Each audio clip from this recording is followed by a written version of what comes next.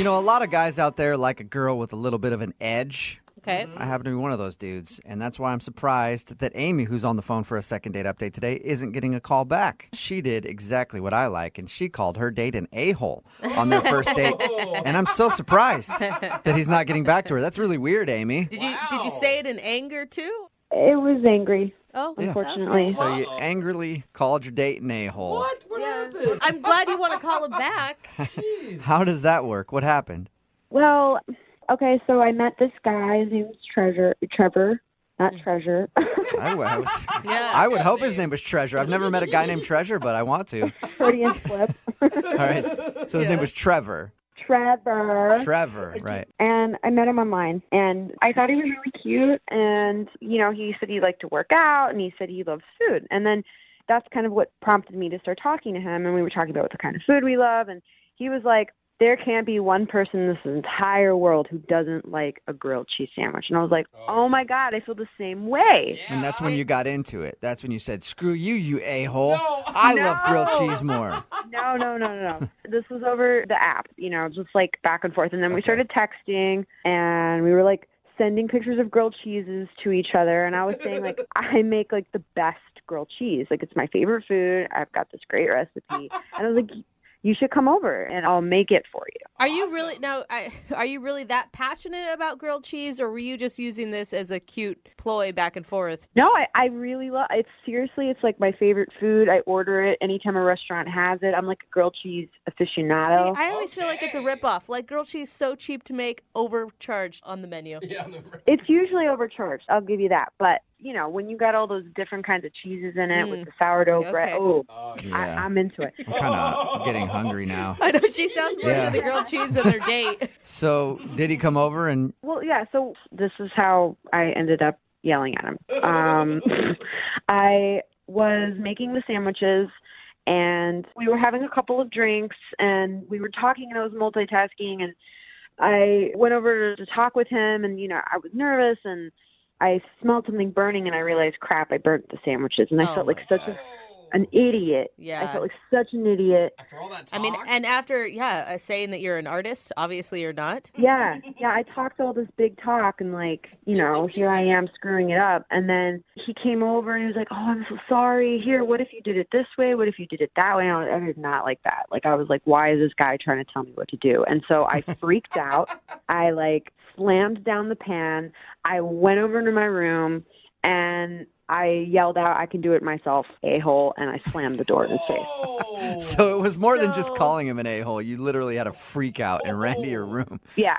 All right. And Are you always unstable?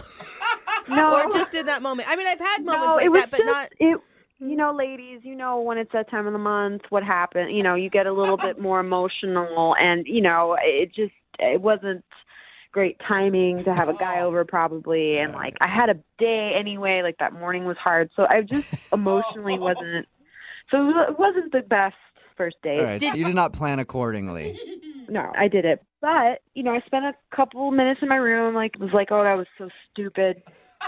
And then I walked out, and we were laughing about it. Oh, wait, he was still there? Yeah, he stayed. It was really sweet, and Wow. I was like, I'm so sorry. I totally freaked out. I don't know why I did that. You were just trying to help. And he was like, it's totally cool. And then I made the sandwiches again. I did not burn them this time or call him an a-hole. He even slept over. We didn't do anything. He was just like, it's really late. Is it cool if I sleep over? I'll sleep on the couch. Totally fine. The next morning, I woke up, got a note that said, hey, I had so much fun with you. Thanks again for the grilled cheese. And then I like texted him the next day saying like, hey, I had so much fun too. And he said, me too. And that's really all the conversation we've had. And it's been like 10 days. Wow. That's crazy. Wow. If I was hanging out at your house and you freaked out on me like that, the last thing I would want to do would be to sleep there. Yeah. Because I feel Well, like... that's why it doesn't make sense, right? And that's why I'm calling you guys, because I don't know what to do. I mean, is it he went home and he realized, whoa, she freaked out, I don't want to have anything to do with her, or was it something else?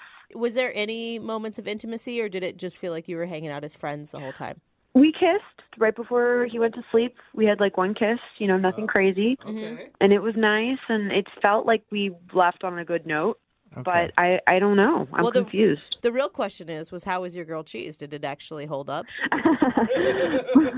It was really good. Really good. And he thought so too? Yeah, I mean, he said he liked it, but maybe he was lying. Maybe it was the grilled cheese that was the problem. Oh, no. You know? Yeah, it could be. That's happened to me before. I've not called a lot of girls back because of a bad grilled cheese. So play a song, come back, call him, and get your second date update, all right? Cool. Thanks, guys. Okay, hang on. If you're just joining us for today's second date update, Amy is on the phone, and Amy's not getting a call back because she sucks at making grilled cheese sandwiches. Don't even say that to her. Just the worst. Am I right, Amy? Don't say that. I'm going to have to cut you if you keep talking like that. See? And that's the kind of anger that really is behind the reason Amy thinks she's not getting a call back. She met this dude named Trevor online. They were talking about their love for grilled cheese sandwiches, so she invited him over to her place to make the best grilled cheese ever. She actually ended up kind of starting to burn the sandwich, and then when he tried to help her out, she yelled at him and said, "I could do it myself, you a-hole," and then went and locked herself in a room. And surprisingly, he stayed. And they finished the date, and she said he actually seemed like he had a great time. He even stayed the night on her couch, and they had a kiss. Wow. But now he's not calling her back, so we're going to get him on the phone and find out why. And you did apologize for the freak out, but did you dwell on it too much? I don't think so. I mean, it happened, and then we laughed about it, so I don't really think that it could be that. But I don't know what else it could be either, though. All right, well, I'm going to dial his phone number and see if we can find out why, okay? Cool.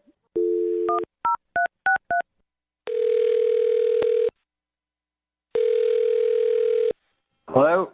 Hi, can I speak to Trevor, please? Yeah, this is Trevor. Hey, Trevor, how are you? This is Jubal from Brooke and Jubal in the morning.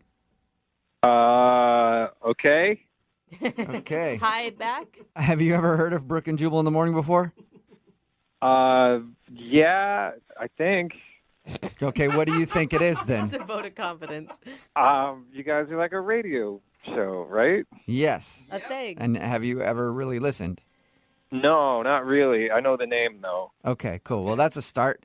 The reason I'm calling you today is because somebody who does listen to our show wanted us to call and get a hold of you. Cool. Could be cool, could not be cool. You don't know yet. I guess not. Her name is Amy. Okay. Yeah. And Amy made you a grilled cheese sandwich.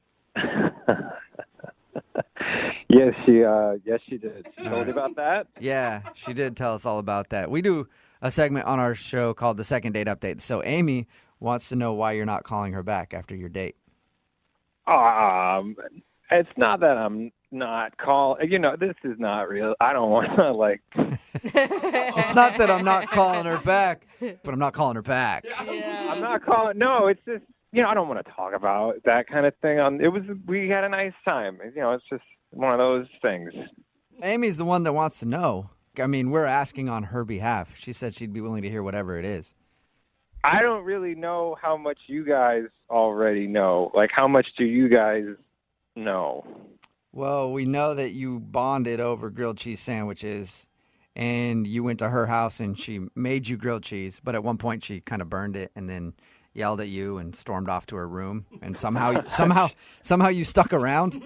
That was fun. No, the burning wasn't the thing. Like, she freaked out, but it was, like, cute. It was funny. Wait, she slammed the pan down, called you an a-hole, and you thought that was hysterical? No, it wasn't. I wasn't, like, dying laughing, but, like, that's not why I'm not calling back. That wasn't an issue at all. Okay, so the anger issue is not a big deal with you. No, but I slept on her couch.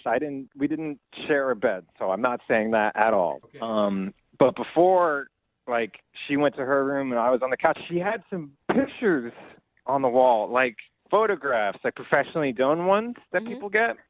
And they were of her and a guy embracing and, like, kissing. And these were, like, big pictures. These weren't, like, the little ones. Whoa. Did they look like engagement photos or something, like that style? Yeah, like that kind of thing. Like they hired a photographer to take pictures of them, like, holding each other and stuff.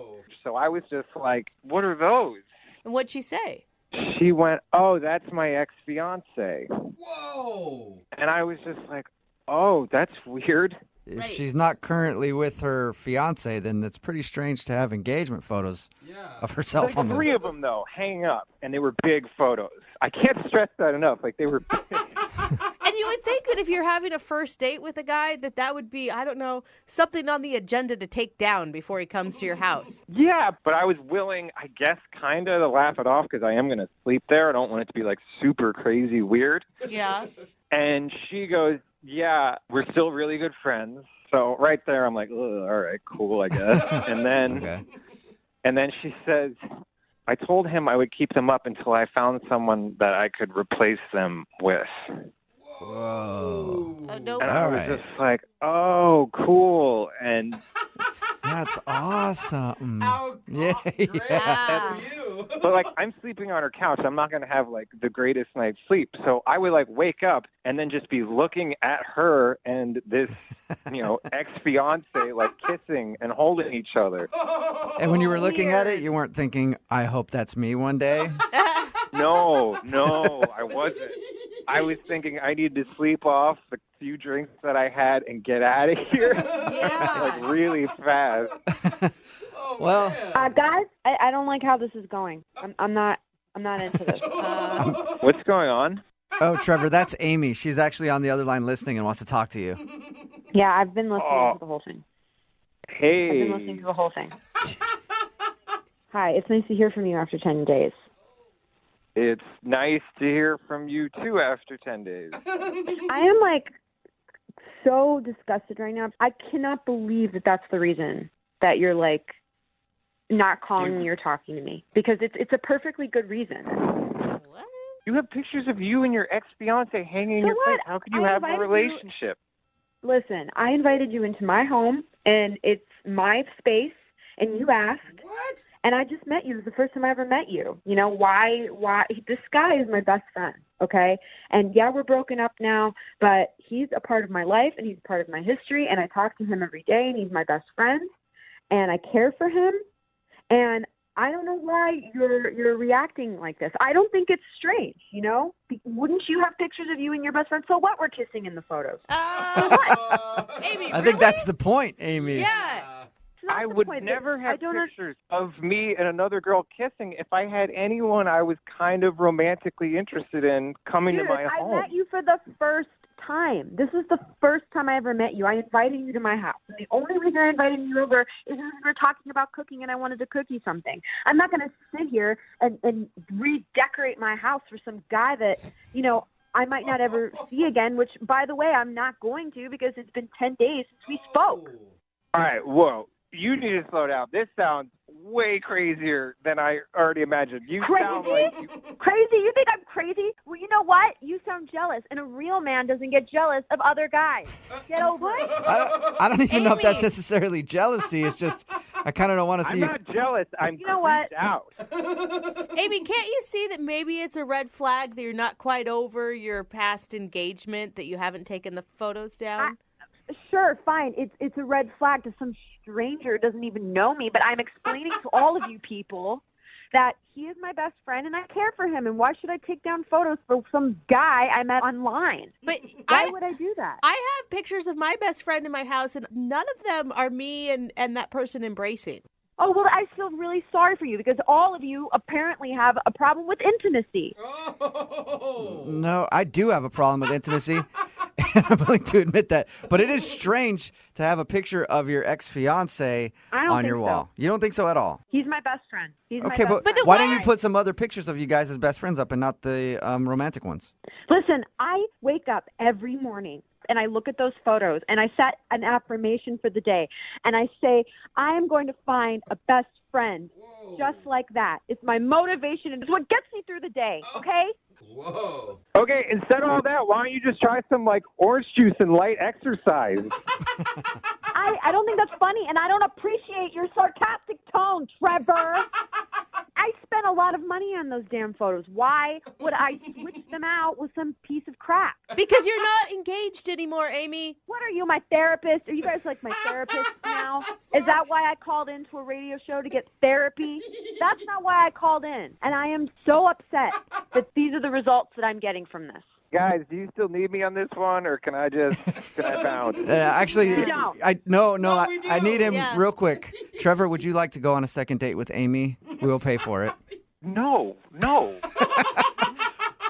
on. One more date. Make your own grilled cheese sandwich. Oh. I will happily make grilled cheese sandwiches Yeah. alone. I don't want You're to. never gonna get one. You're never gonna get one like I made ever again. You're never gonna get another one like that. Oh. You mean burnt?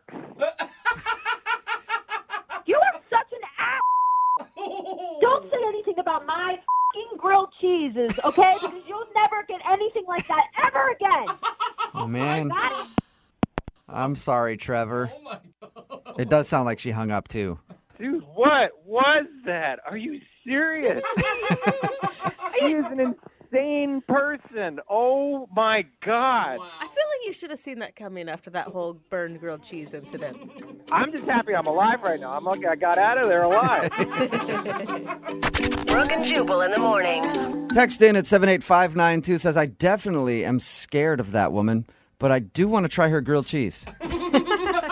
And I agree. She was very passionate about grilled cheese sandwiches. Makes you hungry. If you don't know what I'm talking about today's second date update with Amy and Trevor. We taped that while Brooke was still here. Jackie is filling in for Brooke on maternity leave. But Amy wanted to call Trevor. They made grilled cheese together. They bonded over the fact that they both love grilled cheese. So random. We got him on the phone and found out the reason that he wasn't calling back was because he stayed the night at her house on the couch and noticed that on the wall she had very, very big pictures with her and another guy kissing and being romantic. And then we found out that that was her fiance or ex-fiance. Yes. And they're really good friends now, but she doesn't want to take the pictures down until she finds a replacement for him. That is creepy, kind of. He was creeped out. Trevor yeah. was very, very creeped out by it and did not want to go out with her. But then she started calling him jealous and saying that it's his fault, like it's wrong with him. I don't know. Text in 78592. Would it bother you if you went over to somebody's house and they had pictures of their ex-fiance on the wall and refused to take them down? Imagine if there was worse wedding pictures or something, but in the big frames. Yeah, just still up there. It just kind Staring of at you while sounds you're on the couch. sort of desperate. I can see, though, I mean, it's her house. She's not going to expect to have people over. This was a date that turned into a better date. but she so she's knew. required to take down her pictures. But wasn't the date already planned? Like, if you know he's coming over, you wouldn't take those down? Yeah. I don't know. Or aren't you a person who operates in life and knows that you shouldn't have pictures of your ex-fiance in frames on the wall if you're trying to date? Yeah. Anyway, she hung up on us. Hopefully he'll be okay. He might have to get a restraining order because she was very pissed at the end of the call. Remember, if you want to do a second date update, all you have to do is email the show and we will call the person who didn't call you back. Brooke and Jubal's second date update. I can empathize with today's second dater because Desiree, who's on the phone with us right now, is much like me. She has a teeny tiny little bladder. Oh, I thought you were going to say something else.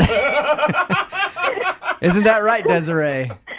Yes, I can't help it. Desiree, hey, listen, I understand your problem completely. I go to the bathroom like every 5 seconds. And apparently on Desiree's first date, she thinks that might have been an issue. And I can tell you from experience, Desiree, as a guy who's been on dates before and has to get up every 5 seconds to use the bathroom, it is in the back of your head like, oh my God, they're going to think like I'm in the bathroom doing coke, like I'm a drug addict or something. You start making excuses for it. Like, I'm sorry, I just had too much water today. I don't know. Like, I have to go to the bathroom this much. I promise I'm not doing weird things. How many times did you get up to use the bathroom during your date? Oh my gosh, at least 5, maybe 6. Oh, man. I've been there. It's terrible. Like, I can't help it. Like, I got there early thinking I can get, like, my head straight, you know. I'm going to check out the surroundings. I'm going to have a couple drinks, like, relax a little bit because I was so nervous. And then I was like, oh, gosh, you've had 3 drinks and he's not even here yet. So that's great. Did you tell him that you were going to the bathroom every one of those times, and what was his reaction by the 6th? Yeah, because, I mean, we were sitting at the bar. What was I going to say? Oh, I have to make a phone call? Like, Yeah. so I had to tell him that I was going to the bathroom, and I was just like, oh, I'm so sorry, you know, like just trying to apologize and excuse myself. But, like, how do you, like, cover that? I'd like to see you and me on a date together, Desiree. Like, neither of us would be at the table ever. The date would be in the bathroom. Non-stop bathroom trips. But I've done that, and you have to start making excuses. You're just like, oh, and you try to make awkward jokes about, you know, having to go to the bathroom every 5 seconds. It sucks. Right? Now, you said that you think that might have been a problem on the date. First of all, let's learn about the guy that you went out with. What's his name, Will? Well, yes. And how'd you meet him? I was getting my nails done, and my nail tech, who was, like, super sweet, she was like, you would be perfect for my son. so how would you feel about going on a blind date with him? And I was like really weirded out because, I mean, I don't know this guy. This dude's mom set him up with you, basically. Yeah. So I was like, wait, does he still live with you? But she said, no, he has his own place. But no, she set us up and we like met up at the bar. And it was great. Like, he was so great, too. I thought it was going really well, except for the fact that I kept leaving. Did he seem sympathetic at all when you were saying that, or did he seem upset? He kind of laughed it off the first couple times, and then, like, by, like, the fourth time, he started to get, like, a little annoyed, almost, like, a little frustrated. But, like, well, am I supposed to do? You gotta go, right? Yes. And it's the worst part is when you're on one of those dates and you're somebody like myself or Desiree who has to go to the bathroom, and then you try to hold it forever. Because then you can't pay attention to what they're talking about, and you're all fidgety. Yeah. So then, yeah, they're like, this person is on drugs. They've been to the bathroom 5 times, and now they won't stop itching themselves, you know? Or your knees bouncing under the table. They won't stop bouncing because you want to go. So how did your date end with him then? Well, like, by the 5th, 6th time I came back from the bathroom, we sat and talked, like, awkward. It got, like, a little awkward. And then he just kind of was like, well, you know, starting to get a little late. I better go. And it was only, like, 9:30. So, it was, like, awkward. Did you guys hug or kiss or anything? It was a hug. It was a quick hug. And then, you know, he walked me out, and then we just kind of went our separate ways. All right. I'm assuming not a handshake because he's like, I don't know if she washed her hands or not. Oh, my God. And you haven't heard from him at all? No, I texted him to see, you know, because I didn't want to call him and be like, that girl. Mm-hmm. So I texted him, but I haven't heard anything back. Okay. Well, we're going to play a song, come back, call him, and see if we can get him on the phone and get your second date update, okay? Oh, my gosh. Thank you. It might seem crazy what I'm about to say. Moving 92.5. Brooke and Jubal in the mornings. Second date update. You know, Desiree? Yeah. No matter what happens in today's second date update, I think after it, you and I are going to start a support group for P-challenged individuals. Oh, that's so nice. You can't have any water or refreshments at this group. That's definitely true. You might not think it's a bad thing, but, you know, it's annoying when you go out with somebody and they have to pee every 5 seconds. My friends get annoyed. My family gets annoyed. My girlfriend gets annoyed with me. Mm-hmm. They all get angry because I have to go to the bathroom every 5 seconds. And that's what Desiree did on her first date. And that's what she think ruined it with Will. Right, Desiree? Yeah, it's awful. Don't worry. I got your back. Okay? Or your bladder. Thank you. Yeah, I was gonna say. Yeah. All right. Are you about ready to give Will a call and see if your frequent bathroom trips did, in fact, ruin your date? Yes. Okay. At least you know if that's the reason he's not calling you back. It's nothing you could really help. Right, exactly. Yeah. Thank you. All right, here we go. You need to find a guy that's more your speed. R. Kelly or something. All right, here we go.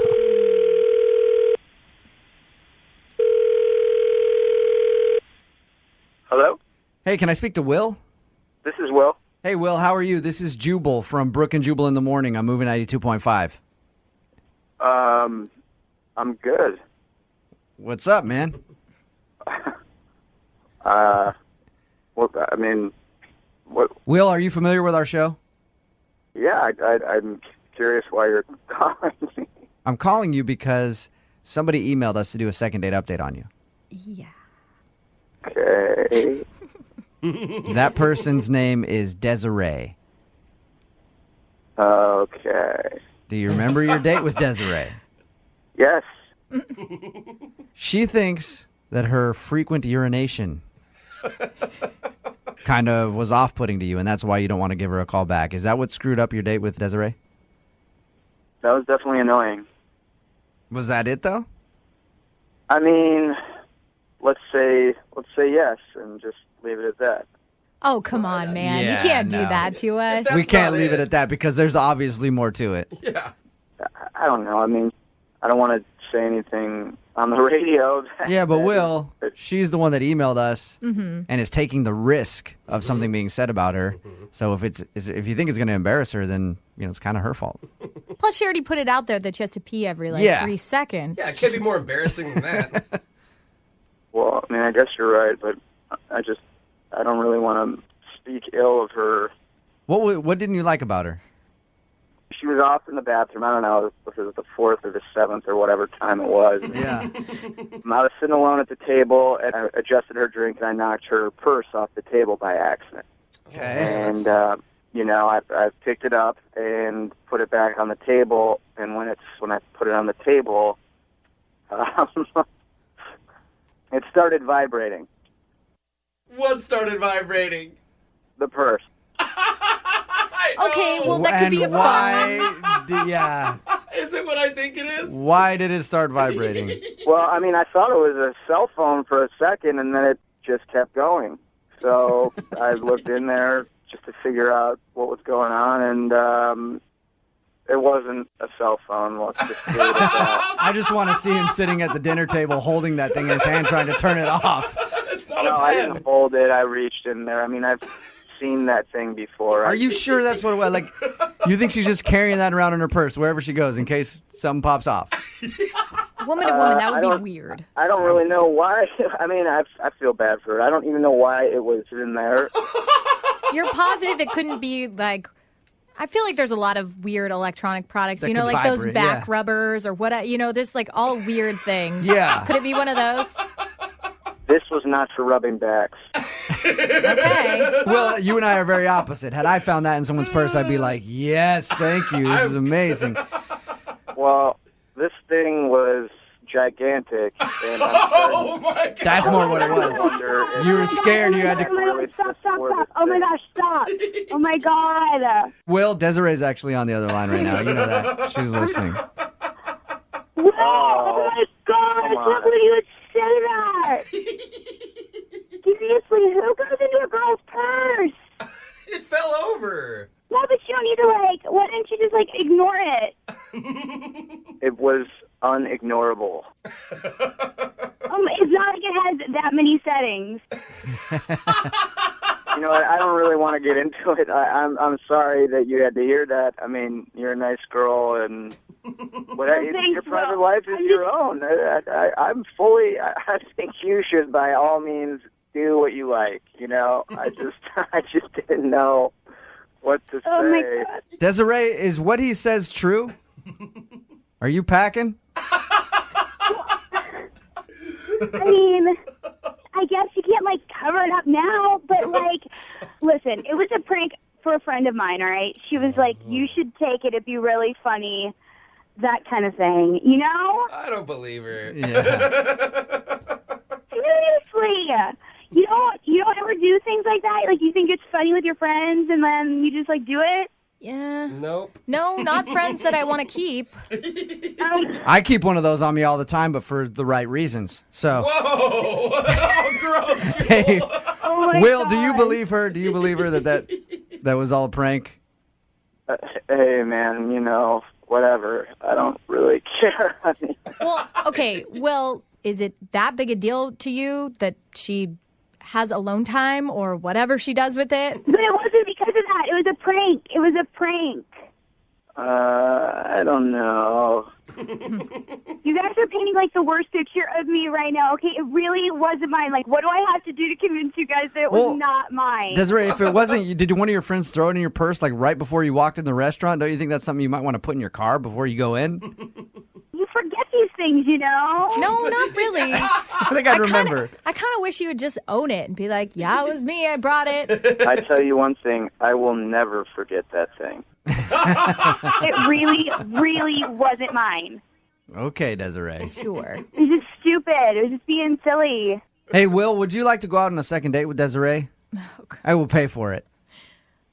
I don't think so. No? Oh. Well, Come on, Will. I think we have different views of the beginnings. I think Will was just intimidated by what was in her purse. got a lot to live up to, He my doesn't want to friend. compete with beast mode. That's the problem. Brooke and Jubal in the morning. For a second date update today, has a lot in common with me. Uh-oh. He's a rapper. Oh. Okay. I spit a rhyme from time to time. I've See, I never- just did right there. I didn't even know it. Never heard you rap in my life. Sean is his name. Sean's on the phone right now. He wants to do a second date update with a girl named Kelsey. Sean, how you doing?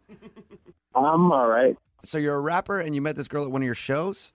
Well, she was there to see the show, and I saw her in the audience, and then I asked one of my guys who was on stage, the hype man, could he bring her backstage? Oh, there you go. Really? All right. So you just liked her because she was super hot then? I mean, based off of outer appearance, yes. Yeah. And you're not looking out in the crowd going like, I bet she has a great personality. I need her backstage right now because I bet you she can make me laugh back there. That girl seems quirky, bro. Yeah. That would be so amazing if that was true, though. So you had her brought backstage. What was your first impression when you started talking to her? She seemed like a real person. Like, she didn't deal with the fake, and I like that when people can get straight to the point and be blunt. And did you guys actually go out on a date, or are you considering hanging out backstage your first date? Well, we went to the bar after the show. Okay. So you haven't like met up with her for dinner or anything. You just hung out with her that night. I'm trying to now. I'm sorry. If a rapper is like, hey, come backstage, I'm thinking that I'm going to start making out with the guy. Did you guys make out? I wanted to while we were conversing, but I didn't. Oh, you didn't? What was the conversation like when you guys were at the bar? Did everything seem cool? Yeah, it seemed cool. We talked about our likes and dislikes, the normal conversation. And she's for sure single because you just pick a random girl out of the crowd. Well, yeah, she said she was single, and I was really feeling her vibe. There was good vibrations coming from her, and I was giving them back, and we seemed like we were really hitting it off. Yeah, that's what I was going to ask you because, I do stand-up comedy, and sometimes you meet somebody after a show, and, like, if you hang out and have drinks and they go away, usually I'm like, whatever. I don't meet people at shows where I'm like, I have to contact her again. Yeah. So what about her makes you want to track her down? Well, honestly, it was her look, and she was definitely smart. She had a thing about her. She wasn't like the typical girl that I would meet after a show. In your email, you said that there's a reason you think she's not calling you back. What's the reasoning? Well, the night that we hung out, later that night, I texted her kind of late, so maybe there was a misunderstanding and she thought it was for a booty call or something. I'm not sure. What did you text her? What'd you say? Are you up? Yeah. That's a booty call. If you get a text after like 10 o'clock at night that says, are you up? That usually means, hey, can I come over and we do it? No, I had just left from over there like a few hours ago, but I was having trouble sleeping, so I was wondering if she wanted to talk. You really wanted to talk? Sort of. Yeah, Sorta. exactly. Just admit to what the text message was. In all honesty, if she would have told me I could come over, I would have been there in a heartbeat. But yeah.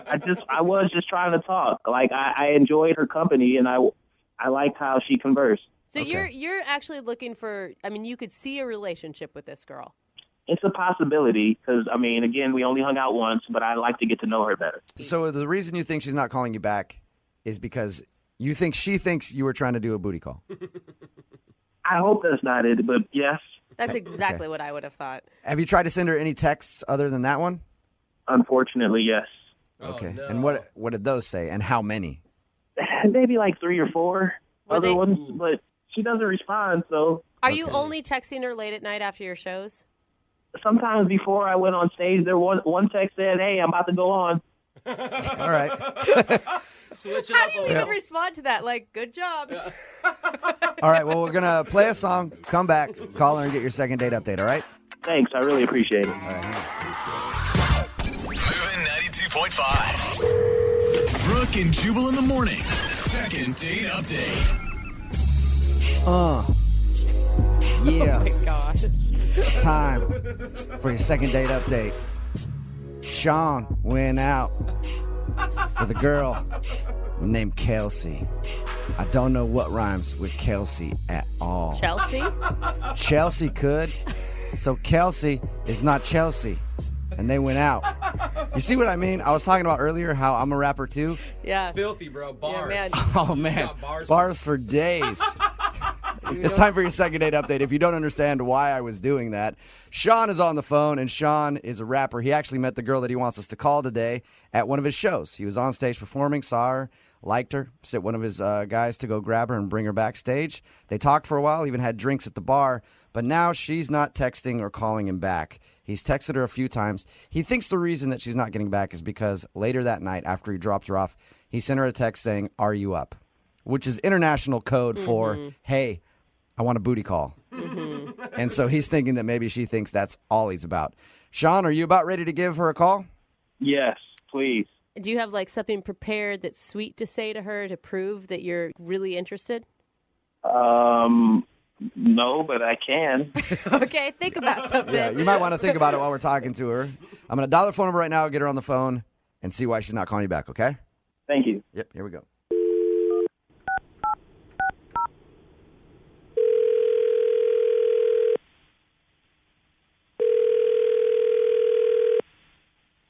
Hello, Hi, can I speak to Kelsey, please? this is she. Hey, Kelsey, how are you? This is Jubal from Brooke and Jubal in the morning. Okay, I'm good. How are you? Not too bad. I'm glad to be speaking with you. Thanks. What can I do for you? Well, you can start by telling me why you're not calling my boy Sean back. Sean? Yep. You know Sean? That just got a little awkward. I'm calling you because Sean, a guy that you hung out with a little while ago, emailed us for a second date update. He did? Yes, he did. He told us about how he met you at one of his shows and you guys talked for a while, but you haven't been texting him or calling him back, and he really was hoping to see if you guys could go out again, so he emailed us to give you a call. Okay. This is so awkward. Look, I didn't mean to seem to lead this guy on, but, I mean, we only met each other once. I don't know why he's, like, putting this on the radio and everything. Because he wants to see you again. Yeah. Is there a particular reason why you're not answering any of Sean's text messages? He's a really nice guy, but I just don't think I'm really interested in seeing him again. Okay, can you tell us why, though? Because he sent us an email. He really wants to know. Do I really need to tell him? I mean, if it doesn't happen, it doesn't happen. Can he just leave it at that? I mean, I guess it's up to you. You don't have to tell him or you don't have to tell us, but he's curious. He would like to know. I mean, if he's doing something wrong, maybe he could fix it for future girls that he wants to take out.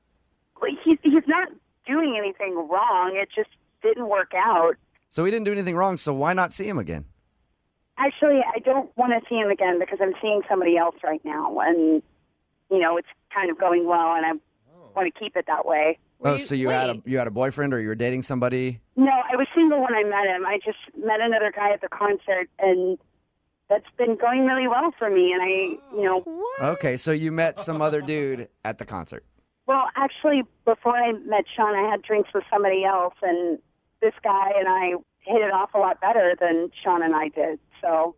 Who is this dude? Work. Who is this dude that's moving in on Sean's territory? Whoa, I am not territory, first of all. And secondly, I'm just joking, Kelsey. Secondly, the guy's name was Royce, and he was really cool. We really clicked well. Really? Hold on. Isn't that Royce? Really? Hey, You're not Sean. talking to me because of Royce? Sean, hold on. I haven't told her that you're on the other line yet. Oh, my God. Kelsey, that's Sean. He was actually listening to the conversation. What?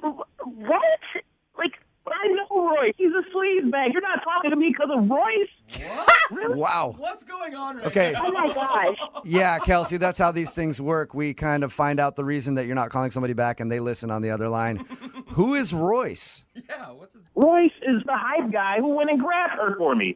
Oh, really? Are you serious? And he had drinks with her first?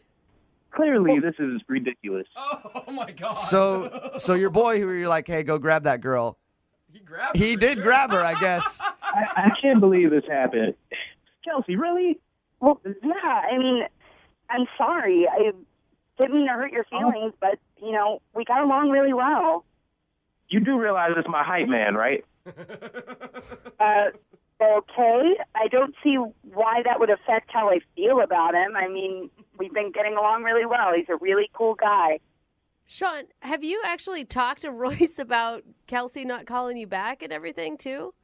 Yeah, we actually talked a few times about it, and he played dumb on the whole idea. He was like, I don't know what's going on. Oh, wow. That's wow. messed So up. one of the dudes in your own group moved in on Kelsey. Wow. I really feel like this is bullshit, and I don't understand why Royce would do this and be lying to me. And two, why Kelsey would choose this guy over me. I mean, he was a great guy. That's all there is to it. I really enjoyed spending time with him. I have the right to choose who I want to hang out with. Kelsey, can Royce do this? Mr. Seductive, a.k.a. counterproductive, stay doing nothing, but how do you trust him? I tell you, I'm changing the substance of your bodily functions from making you love him, a.k.a. verbal mental thugging. Basically, it's mental drugging. Now, come here. Let me get you more comfortable. As I slip you out of something, I commence to love it. My hobby is playing verbal volley from the list of things. You like the word wrestle, probably. Would you stop laughing? That was really good, though. It was pretty good. Impressed. Kelsey, you sure you don't want to think about it? Will you go out on a second date with Sean? We will pay for it. I think you should. Yeah, because that was pretty good. He's like a good rapper, and he's really sweet. Yeah, see? I don't like you. That's the thing. Like, drop it. You barely know me. Oh. You barely know me. Find another girl at the concert. Like, really. All right. Oh, man. Sorry, Sean. Was it? You think it was the lyrics? No, I don't think it was the lyrics. Good. The lyrics were good. What are you going to do now, though, that you have to go back to your buddy Royce. Oh, don't get me wrong. I'm still going to beat his ass. How many people are there in your group, by the way? 4 of us. All right, it's about to be 3. Brooke and Jubal in the morning. Every guy knows this feeling. You're walking through the mall, just looking around, doing some shopping, grooving out to the music. You're maybe going to head over to PacSun and pick up some new flip-flops for a vacation you haven't scheduled yet. Who knows, man? It's crazy. You're at the mall, and then you look over there and you're like, oh, hello. Is that a lady? There's probably a lot of them at the mall. So you go up and talk to that attractive lady. Ask her a question, introduce yourself, tell her she looks beautiful. And she doesn't answer you. So you're like, man, she's playing hard to get. So you just keep talking.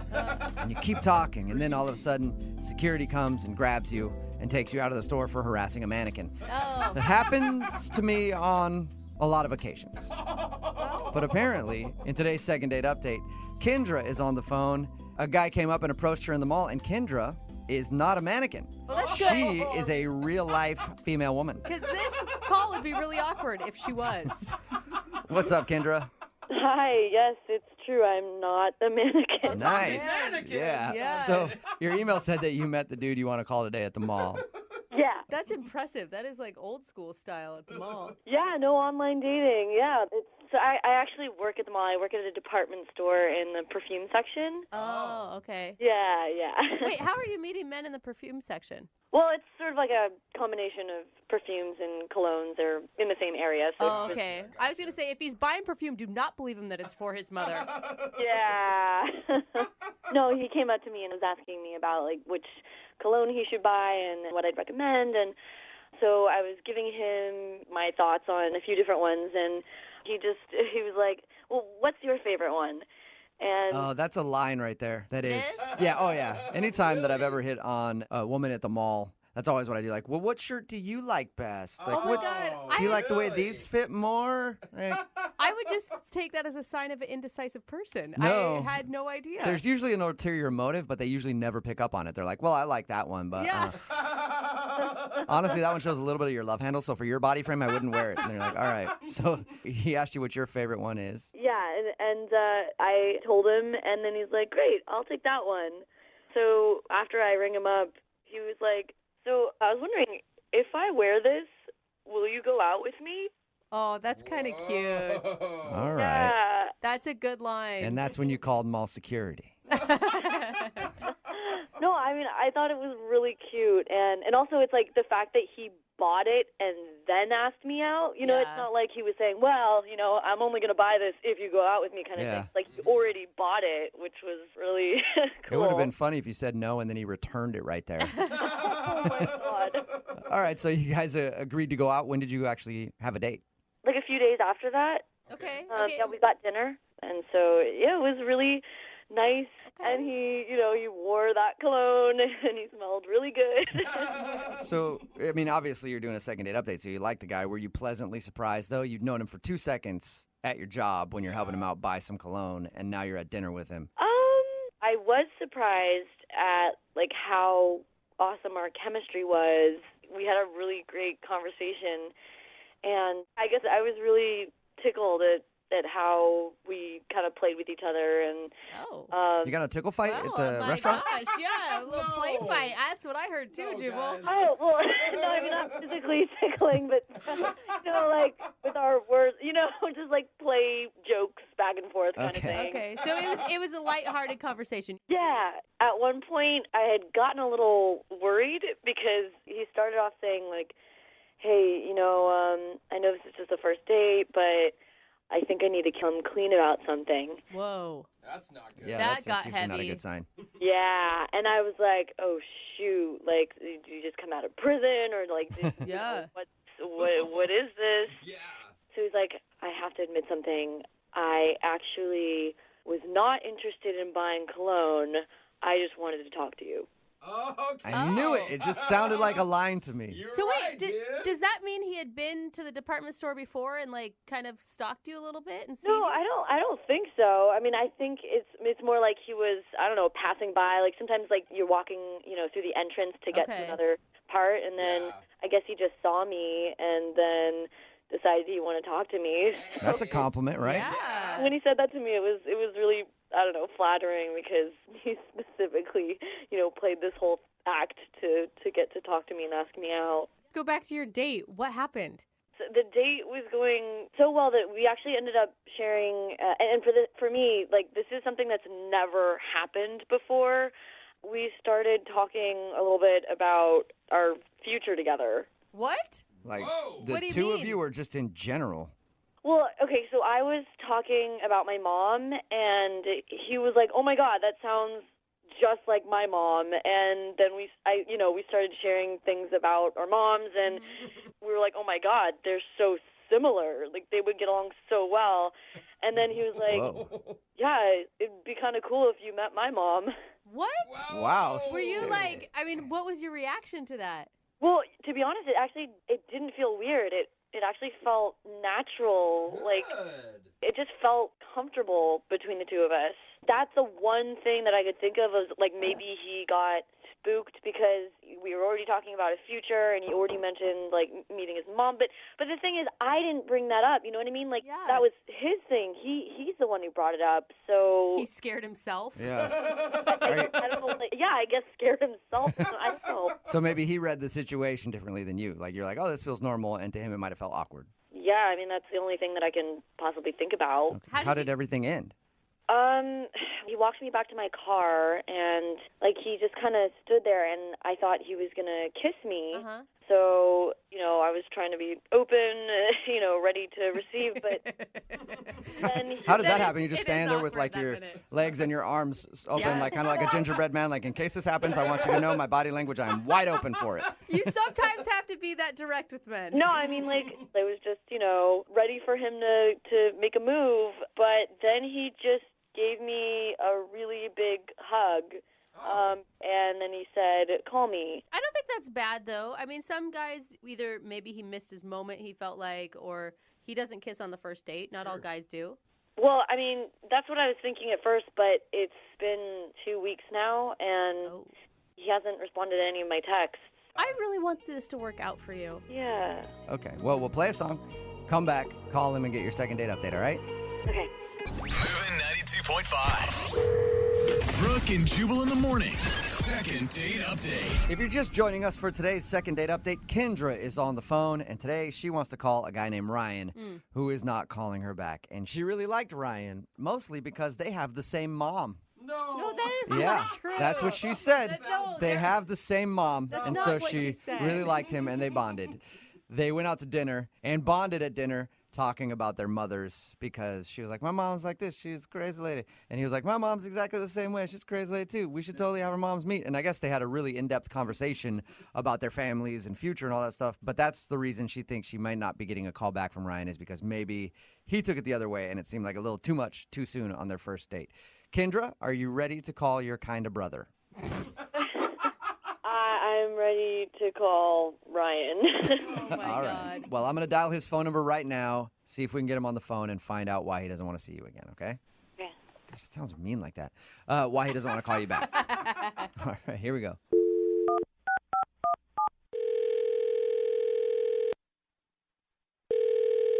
Hello?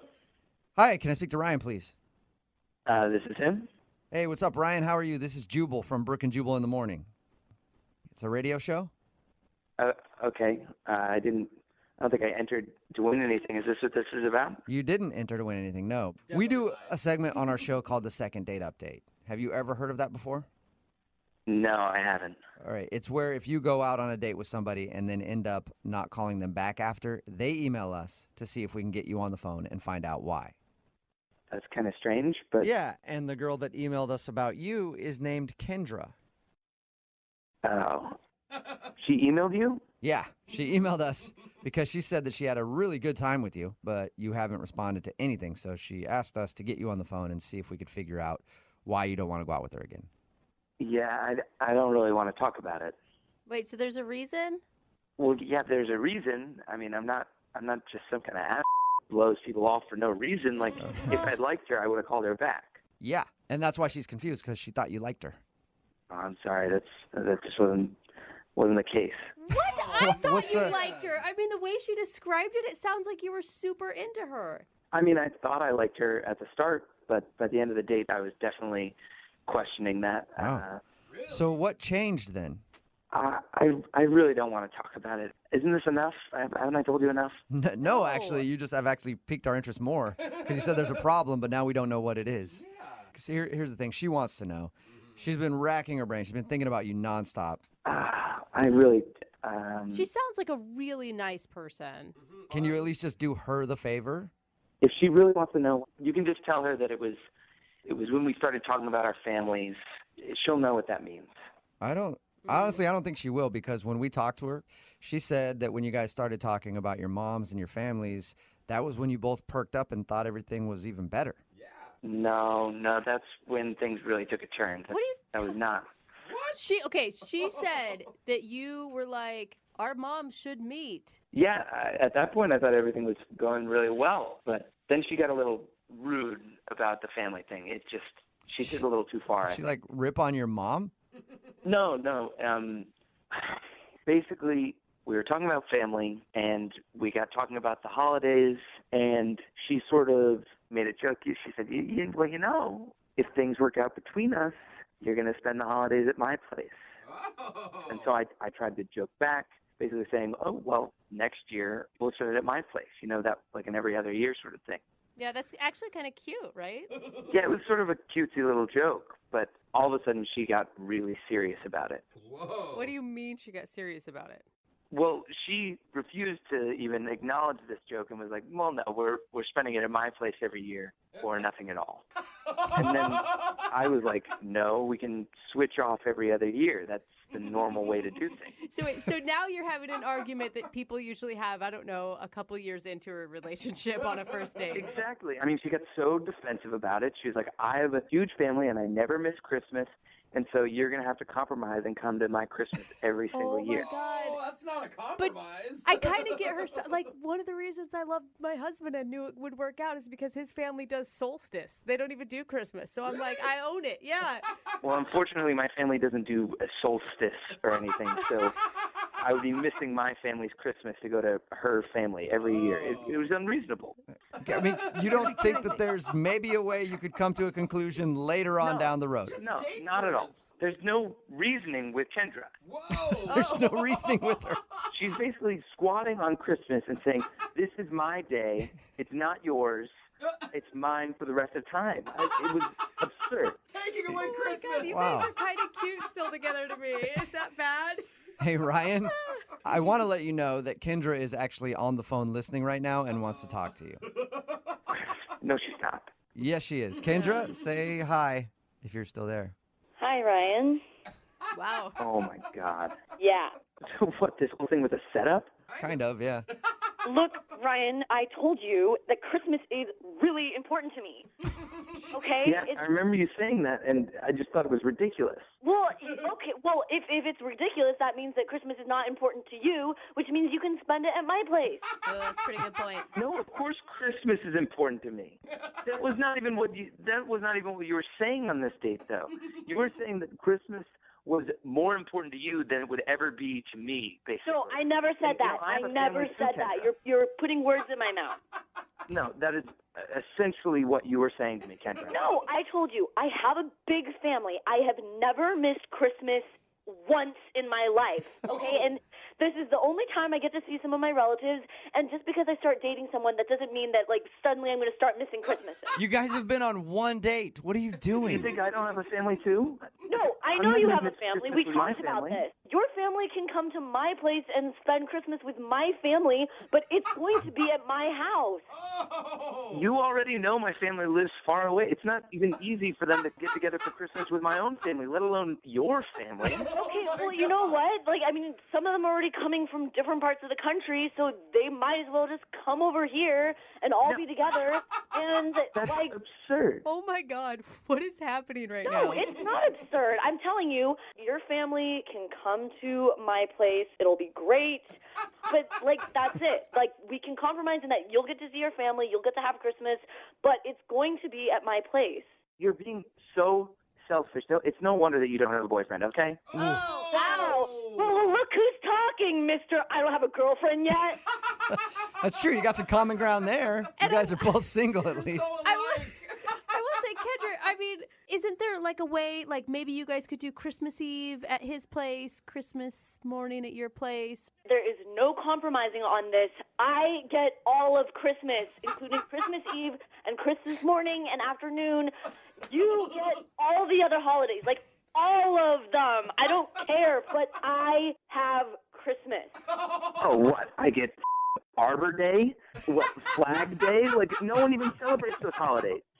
I mean, like, you could do those days if you wanted to, but I mean, like, 4th of July, come on, like, fireworks and, Christmas you know, is the like... only important holiday out of those. Well, fine, but Christmas is the only important one to me, so you get an important one, I get an important one. Do you guys realize that this is all a hypothetical conversation because you've only been on one date? It's not hypothetical. This is real. Yeah, I mean, I promise you, if you just one Christmas, just try it out and come to my place, you will understand what I'm talking about. You're going to love it. I mean, your family will love it because it's amazing. It's like, I can't even describe. You'll just fall in love with it, and then you won't even want to have Christmas any other place. Yeah, that's exactly what you do, isn't it? What do you mean? That's exactly what you want. You reel me in for one Christmas, and then I'm stuck there for the rest of my damn life. No, no, I'm not reeling. Okay, I'm reeling you in for the first one. I don't care how good the presents are. I don't care how good the on Christmas your cookies own are. all the other Christmas. You would want to come to my place. You guys have to go out again. Yeah. I mean, you are dating. You're dating already. You realize that, right? Yeah, I think you guys are married, actually, and you don't know it. But you've only been on one date. Ryan, would you like to go out on one more date with Kendra? You guys can have a discussion about this in private if you want. We will pay for a second date. Will you go out with Kendra again? Please. It doesn't even sound like Kendra wants to go out with me. No, I mean, I like you. I think you're great. We have this disagreement. And if we could just work this one issue out, then I think this relationship could possibly work. Okay, so she is open to going out with you again. Ryan, would you do it? We will pay for a second date. I would consider it, and I will try to look past all the mean things she's just said. Only if she will consider spending Christmas one time at my family's place. Oh, that's a good All deal, right. Kendra. Just once, man. Absolutely not. Never happening. Are you serious? Okay, so Pretty good deal. Really, though? so is- Kendra. that's a no, Kendra. You don't want to go out with Ryan again because he wants to spend maybe one Christmas with his family. That is a capital N, capital O. Dude, but what if you like fell in love with him and you guys started having your own Christmases at some point No, together? no. I will always be spending Christmas with my family.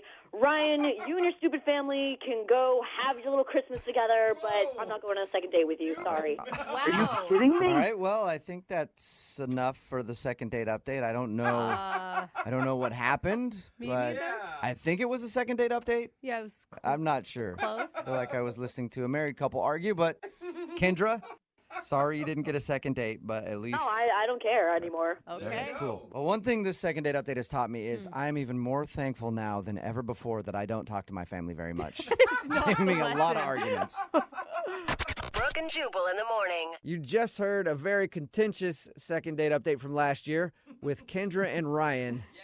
And believe it or not, they're actually on the phone with us again. Hey! Kendra and Ryan, how are you guys? Doing well. Good. All right. Sounds friendlier. Well, yeah, it sounds a lot friendlier. I need to be honest. When our producer said that you had emailed the show with an update, I thought they were joking. I was like, what's the update? They're still not talking and they still hate each other? But apparently you two had some news that you wanted to share with us. Are you guys together? Yes. Yeah. Believe it or not. How? Things ended so rough. Yeah. Yeah, no, seriously, actually, after that, I did not have any intention of seeing him again. I was so angry. Really? I couldn't have picked that up on the phone call at all that you were angry. Yeah, she hit it well. Yeah, to be honest, I did not see us really having a future either. Who reached out to who, though? I did, actually. You did? Yeah. Would you just text him a middle finger and then you guys started talking again?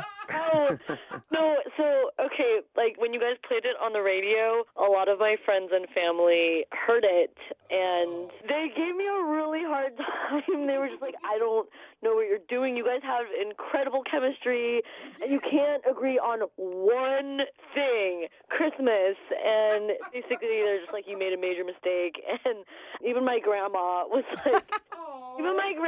like, if you don't marry him, I will. Yeah, because he was really willing to compromise a lot. Yeah, so I reached out to him and I texted him, so are your friends and family giving you a hard time too? And of course, I said yes. And then I told him what my grandma said, and then I was like, so do you want to get a drink and laugh about this together? Dude, I would have thought you were setting me up if I were him. Honestly, it became something that we could talk about. Just the call and how much we were bothered by our friends and family about it. It was like something. And I think we realized what my friends and family had seen and what I saw before Christmas was mentioned, which was that, yeah, we are pretty amazing together and we're really great. So, well, what's the new Christmas custody plan? Like, what have you decided on? Oh boy. Well, basically what we decided was that it would be a coin toss, 50-50. We'd both have even chances every year of having it at our family's place. That's hilarious. All right. And who's going to be doing the coin toss? I am. I'm going to be the one who's it. Check That's that what I coin, figured. Ryan. Check it. It could be one of those fake ones with two sides. Double-headed coin. Oh, look, it's heads again. My family again. Yeah, we have yet to agree upon who's going to toss the coin. I'm sure you said that I could. Uh-oh. Here we go. Hey, look, we don't have time to get into all of this with you guys. We'll let you hash that out on your own. But congratulations for being able to, I guess, find love in your... Yeah, it was weird. Yeah, well, thanks to her grandma, honestly. Yeah, seriously. And we do some of these second date updates with people who are like, we hear from them later that they're married and stuff like that. I think you two actually have a chance out of all those people at going the distance because you're already like 50 years married at this point, the way you argue. Yeah, I don't know whether that's a compliment or, but I'll take it as well. It's a compliment, yeah. Over 92.5. Brooke and Jubal's second date update. For the past week, we've heard nothing and seen nothing on our text message board, but when are you guys going to talk to Brittany and Noah? Oh my God, I need a Brittany and Noah update. If you're unaware with who Brittany and Noah are, Brittany came on our show a little while ago, wanted to do a second date update on Noah because they had a one-night stand about 3 years ago that ended up in a baby. Yeah. And Noah didn't know that he had a 2.5-year-old daughter out there. We said, we'll set you up on a date. They agreed to go out, and she didn't tell him. She chickened out the night that she went out with him. She actually ended up telling him on the air with us that he has a child. Still shocks me. Yeah, it was Still shocks me. tears everywhere. He was freaking out, obviously. He was in shock. Well, we finally got them to go out and said, hey, we'll let you guys get together. You clearly have some stuff to talk about. Brittany is on the phone with us right now. Brittany, when did you finally end up going out with Noah? Well, first of all, I just want to say thank you to you guys. Well, you could thank me. I don't know if you have to thank the rest of the guys. You can thank Really? me. Jubal, You're welcome. I so appreciate humble it. of you because you're such a proponent of love and things working out in the end. Anyway, you're welcome. Yeah, thank you so much because I don't think, like, if I hadn't called you this whole thing wouldn't have happened. I don't know if I would have had the courage. So just like getting other people involved, even though it's kind of weird that it's all on the radio. But thank you very much, you guys. How was the conversation after you came on the air with us and dropped the bomb to him that he has a 2.5-year-old daughter? I was really nervous, and it was a little awkward and tense. He definitely was quieter than he was the time before, I think for obvious reasons. Well, he's a dad. He's more responsible now. So, more inner thoughts. What did you guys do when you met up? We went out for coffee, but like at this place that has a little room to the side where there's not a lot of people during the day. So it was just us there. It's not mini golf or anything, Jubal. Yeah, that would be fun. We went bowling. See, that's where I think it would be great. A couple beers, a little bit of competition. Could be fun. Brittany, now, when you met up with Noah again, are you expecting, because I know you still have this crush on him, are you like still looking for something romantic here, or are you just down to business and you just want to take care of this, dad stuff? I went into it wanting my daughter to have a dad. But I think I told you guys last time that I hadn't remembered how attracted I was to him. Mm-hmm. I mean, I sort of did because I don't normally sleep with people so easily, but he's kind of amazing. Like, he just was really sweet about this. I mean, he wasn't even rude or sarcastic for a second, which I sort of was expecting at least one cutting remark towards me. So he saved that stuff for behind your back, which is nice of him. And that's what a gentleman should do. Just tell your friends. I hope not, but you might be right. Tell us about your exchange, though, at the coffee shop. How did it go with you two? Like I said, it was a little bit weird, but I told him all about our daughter, and he wanted to understand what had happened right afterwards with my parents. I went into more detail on that. But then he was like, "Can I see her?" And I said, "Sure." He's like, "No, right now." Oh, like in person or like a picture? Yeah, he wanted to see her right then, which made me nervous, obviously, just because it's a big deal. But also, I haven't talked to my daughter about any of this, and because I didn't know what was going to happen. I don't want to tell her, "Oh, you have a dad that's in town," and then have him not show up. Absolutely. So you want to know his intentions before you. Yeah, exactly. So I hadn't prepared her for anything, and that would be something at least over a week I would want to talk every day a little bit to her about. So it was a little nerve-wracking, but I just felt like he deserved to see her, and we decided that we would just say that he was my friend and not that he was her dad yet. Wow. So on the whole way home, when I was driving back to my place, I was like, my heart was beating so fast. I was so nervous. Like, should I lose him? Should I just take a real quick left turn and lose him? Yeah, he had my address in his GPS. So, but we came in and she was playing with the babysitter, and I introduced him as my friend. And he had a bag with him. He had brought a stuffed horse that he gave her. It was really cute. That's really sweet. Brittany, how are you feeling in that moment? Like your daughter meets her dad for the first time. It's a hard thing to describe because it's a lot of confused feelings. I mean, mostly I think I could hear my heart beating. Yeah. You're not that aware of exactly what you're feeling. You just know that you're freaking out. Are you just thinking like you're so lucky to get accidentally knocked up by a guy who turns out to be great so far? I mean, I'm a little bit nervous because that happened 2 nights ago, and he said he'd be in touch with me. Yeah. So for a whole day and a night and a morning, he hasn't been in touch with me. So you haven't heard from him. How did you leave things? Was it a good feeling? It was good, like when he was interacting with her, and then I walked into the door. I felt like I wanted to hug him, but I was sort of so freaked out that I didn't reach out to hug him, and he didn't reach out to hug me. So it was a little bit weird. But he strikes me as a guy who, I don't know, he seems like a lot of stuff happens inside of him. But, he's a guy. So he sucks at communicating his feelings. I think he might be better than a lot of guys, but he's still not, like a woman would be like telling you everything she felt probably, or yelling at you or something. Brittany, we're gonna give him a call next. Is that all right with you? Oh yeah. Okay. I'm dying to know what he's thinking, actually. Right. And if he's ready to be a full-on dad. And weirdly enough, I'm actually wondering if he's attracted to me. But you don't have to ask him that. That maybe. Oh, we'll ask him that for sure. Are you kidding me? Oh, Brittany, All right. one thing at a time with this guy. We're Jeez. going to call him right after this, okay? Okay. All right, hold on. Moving 92.5. Brooke and Jubal in the mornings. Second date update.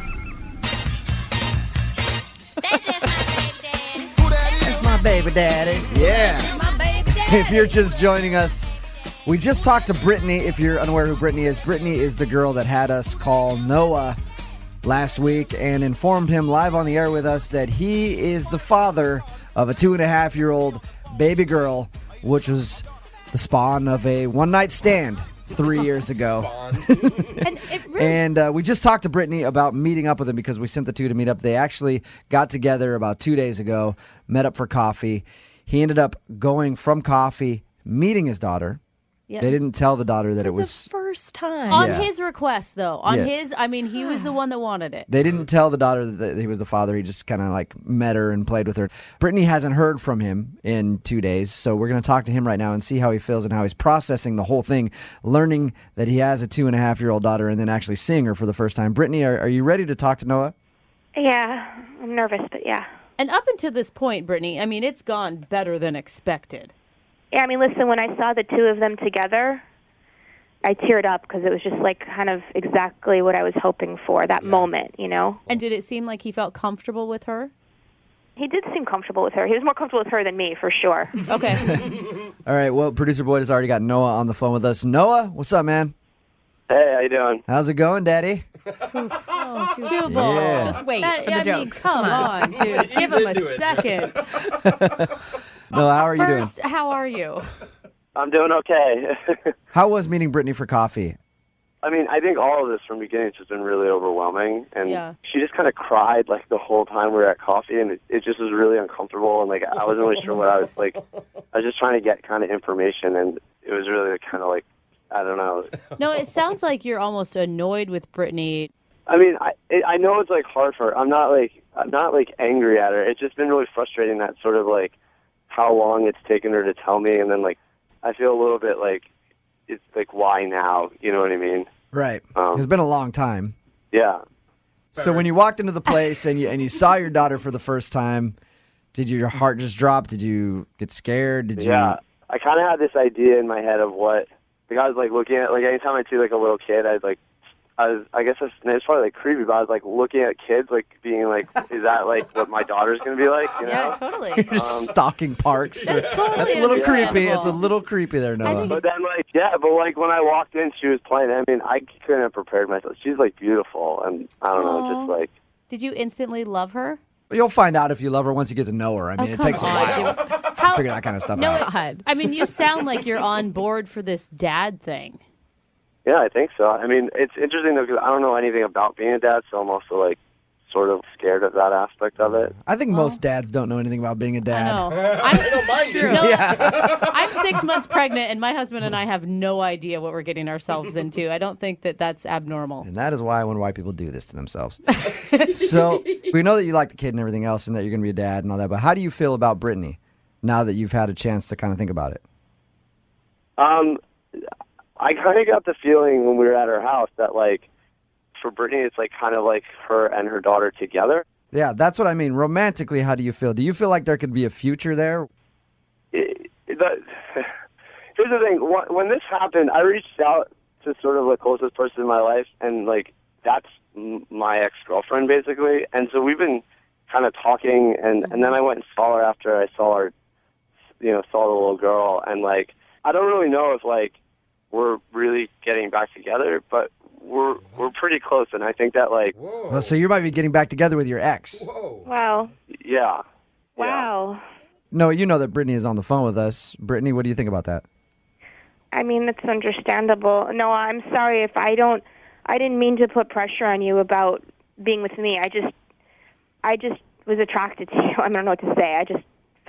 I felt drawn to you again, especially when you kissed me, and but the main thing is my daughter. I mean, you don't have to accept both of us. I just really hope that you'll be a dad. Like, that's the main thing.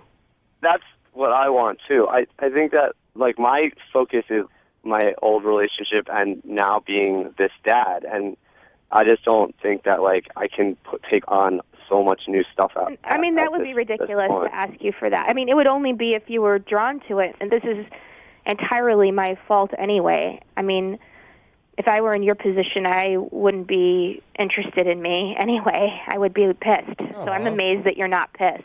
And I appreciate that you're forgiving and that you want to be part of her life because she is amazing and beautiful. I'm so glad you saw that immediately. You guys are gonna be But such good if there is a problem with you and now your current girlfriend that you're getting back together with, if there's ever a problem, Brittany would be more than happy to step in there as her proxy, right? Look, I mean, there's the fantasy, of course. Right. There's the fantasy Lot of that we would be a happy family. Like, when I was watching them, I mean, I don't know, I'm human. I think that totally makes sense, Brittany, and I don't think anyone's blaming you for that. Life is not romantic comedy ending. Like, life is real, and he has somebody great in his life, and he needs the support, and I hope he takes all of that, because I want him to be a great dad, and he has to take care of himself to take care of our daughter. Yeah, you guys are handling this like mature adults. They're handling this like mature adults until she meets his girlfriend. No, and then he's like, that's not you will true. not bring her around our daughter That is ever. not true. I think that this is going to work out great for your daughter. I really believe in both of you as outstanding people. Well, I don't know about me, but Noah seems pretty outstanding. No, I think you're too hard on yourself. We have the same goal in mind. And I think it's probably more stable for her, if we're not trying to pursue anything else other than her. Well, we will keep everybody updated on your situation because we have a ton of people texting us and calling in and asking about you guys all the time. People are very invested in your situation, obviously, because this whole thing came out on the radio. So we'll keep all our listeners up to date and hope you guys continue to work hard to, give the child the best life you can. Parents. Yeah, will you give me a call today, Noah, so we can set something up if you want to see her again? Yeah, I'll give you a call. And hey, both of you guys, if it ever gets too tough, I will take the child and raise it as my own. no. So that offer is always there on the table. I haven't been a dad that long, but I know that's probably not a good idea. Brooke and Jubal in the morning. The guy on the phone for a second date update today thinks that his date was ruined by pirates. What? Yeah. This is the most awesome start of any second date we've ever had. No way. It doesn't happen often, but every once in a while, pirates will come in and just ruin a date. Those guys are jerks. They're always doing things like that. No. His name is Paul, not the pirate, the guy that's date was ruined. Okay. No, it wasn't some pirate named Paul that Yeah. showed up. And his email said that pirates came up, and he thinks that's what ruined his date. Paul, what's up? Hey, how are you? Is this like some figure of speech we don't understand? Or were you in Somalia? It's right in between. Right in between. Okay, so before we find out how pirates ruined your date, who's the girl that you went out with? What's her name? Vicky. Vicky. Okay. And where did you meet Vicky? On the high seas? No, I met her on this new app, Bumble. Have you guys heard of it? Yeah, that's not new, Yeah. Paul. Yeah. It's been around for a little bit. It's kind of like the thing right now, though. Really? Yeah. Oh, well, I thought it was like the cool new thing. It is cool. I mean, I think it is.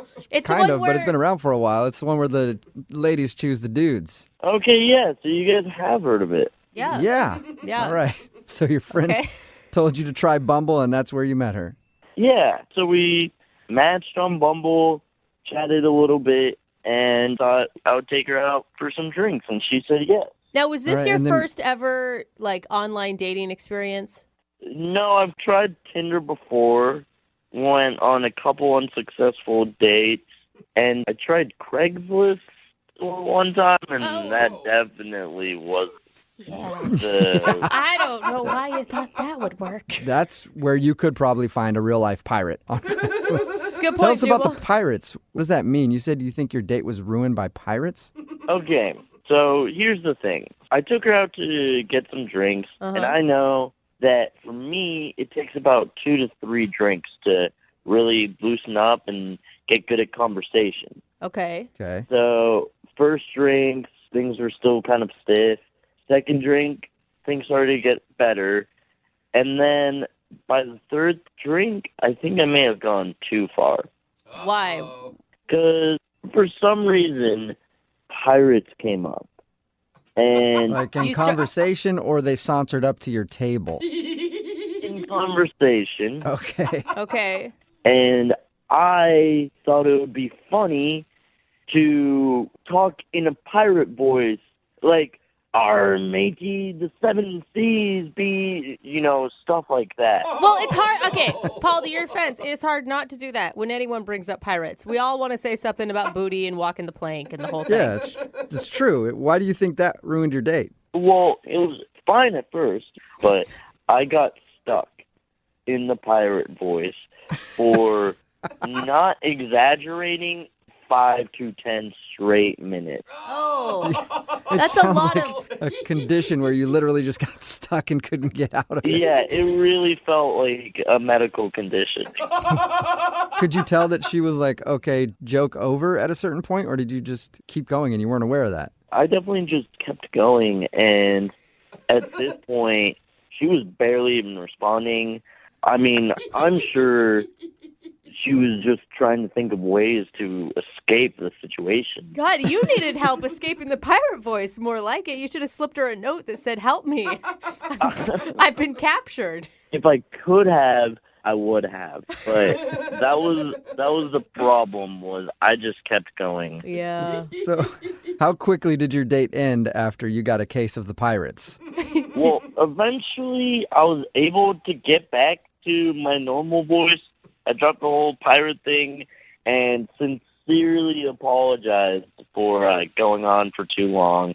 And she, accepted my apology, and we moved on and had a pretty good conversation after that. She didn't bolt right after the pirate, so No, that's a good sign. she didn't bolt. Maybe just out of courtesy, so it wouldn't be very obvious.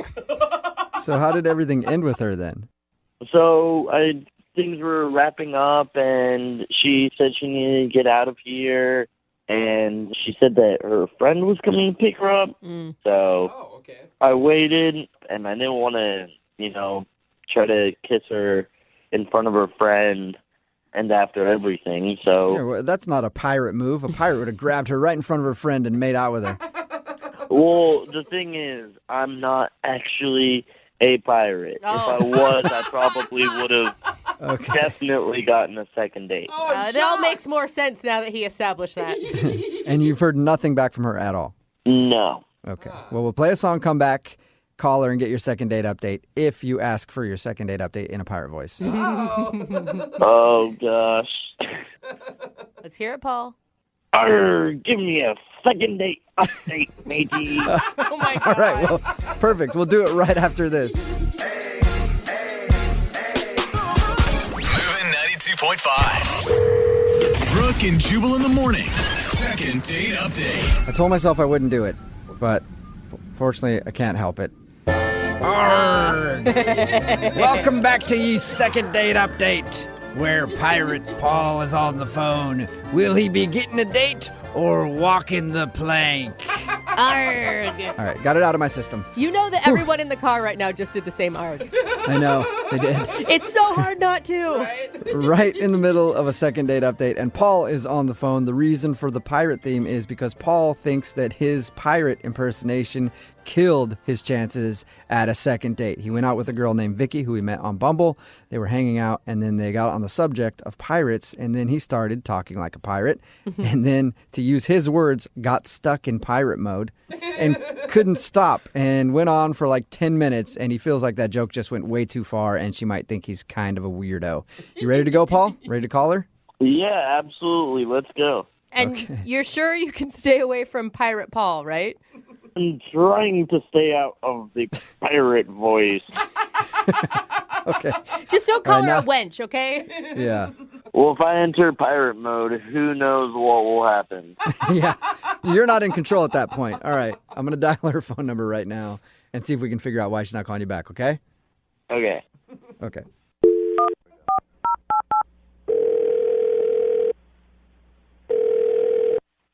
Hello. Can I speak to Vicky, please? This is Vicky. Hey, Vicky. How are you? This is Jubal from Brooke and Jubal in the morning. Hi. Hi. Why are you calling me? I just wanted to ask you a couple questions about some stuff. Hey, Vicky. How did you get my number? From someone. Okay, what is going on? This is Jubal from Brooke and Jubal in the Morning. It's a radio show. I know it's a radio show, but why are you calling me? You recently went out with a dude who liked you a lot, and now you're not calling him back. So he sent us an email asking if we could get you on the phone to figure out what happened. His name's Paul. Oh, okay. Oh, you remember Paul? I remember Paul. Yeah. He told us about your date and how he kept talking in pirate. He thinks that might have turned you off. Yeah, it was really weird. He was really normal at first, and then, like, I don't even remember how we got into the conversation about pirates, but we started talking about pirates, and then he wouldn't stop talking in a pirate voice, and it went on for, like, what seemed like forever. He wouldn't stop. Yeah. He did tell us that, and he knows that he kind of screwed up by doing that.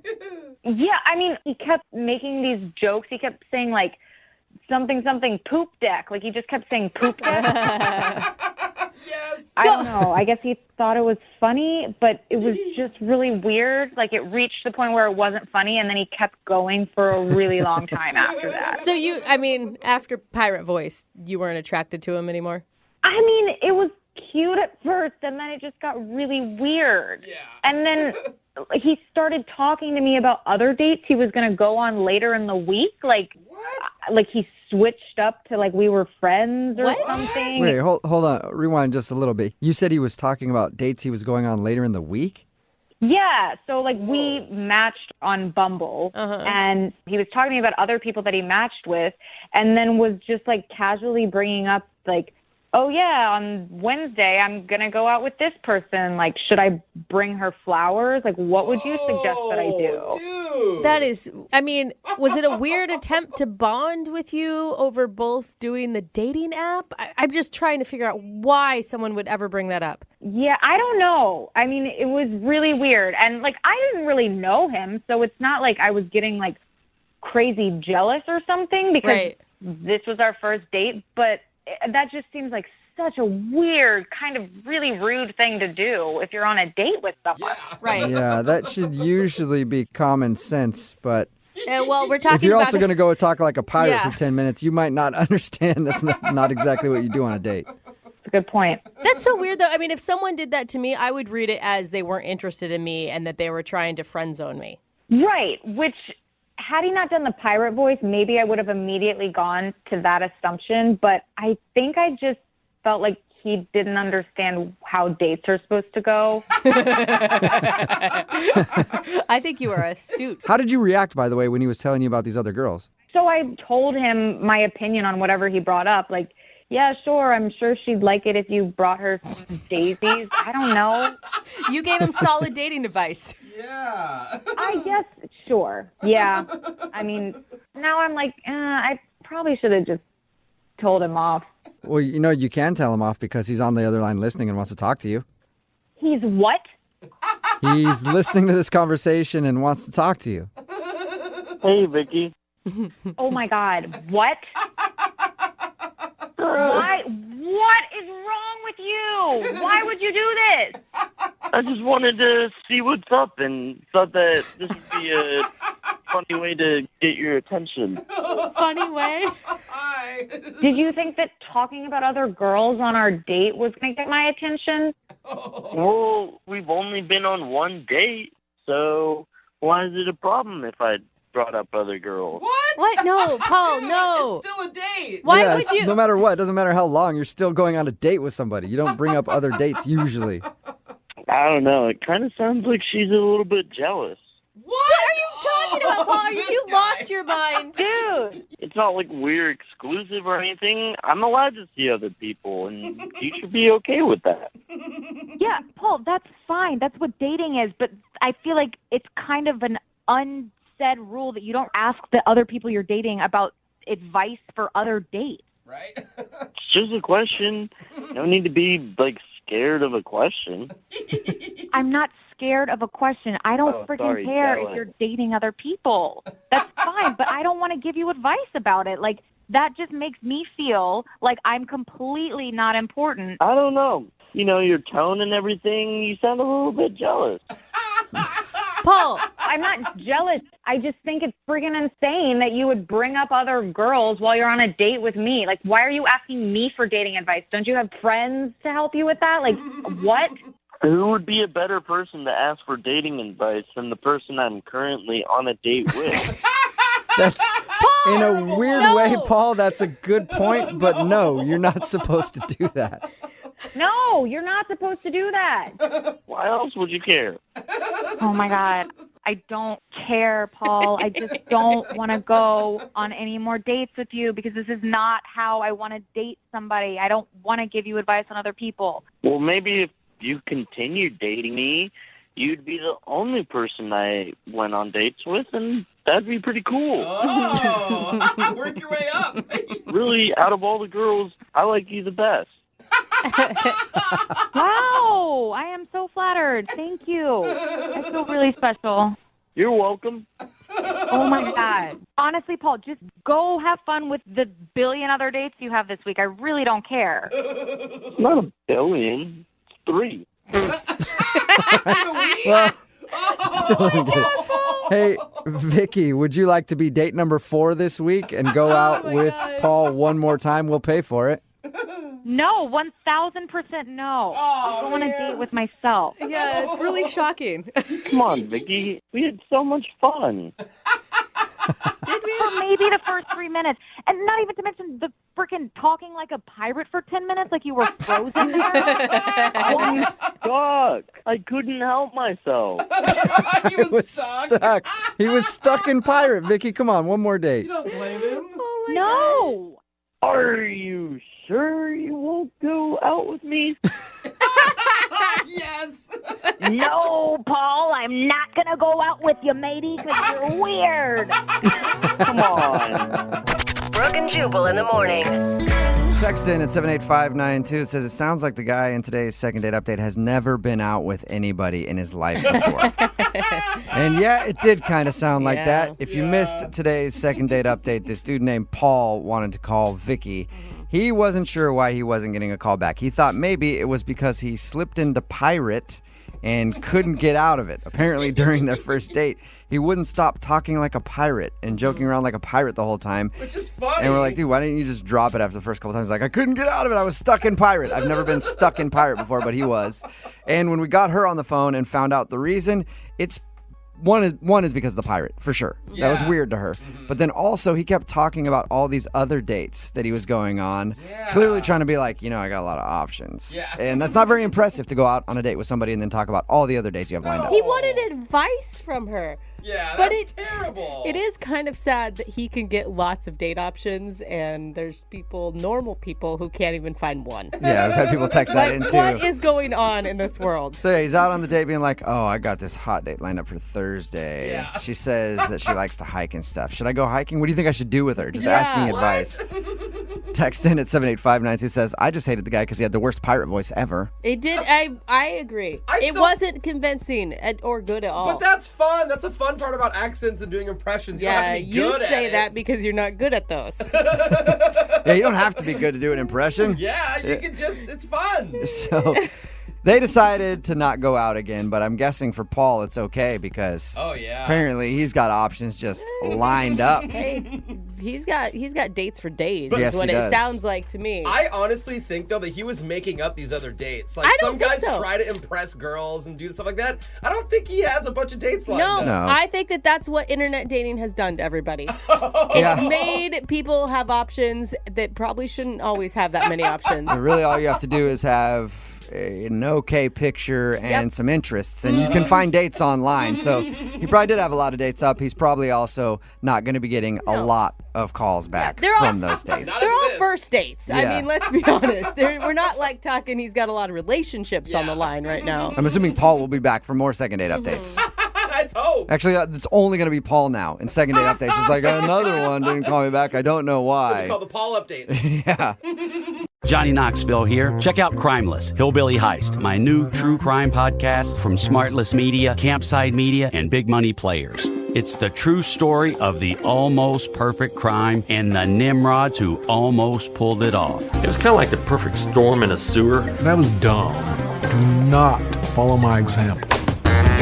Listen to Crimeless, Hillbilly Heist on the iHeartRadio app, Apple Podcasts, or wherever you get your podcasts.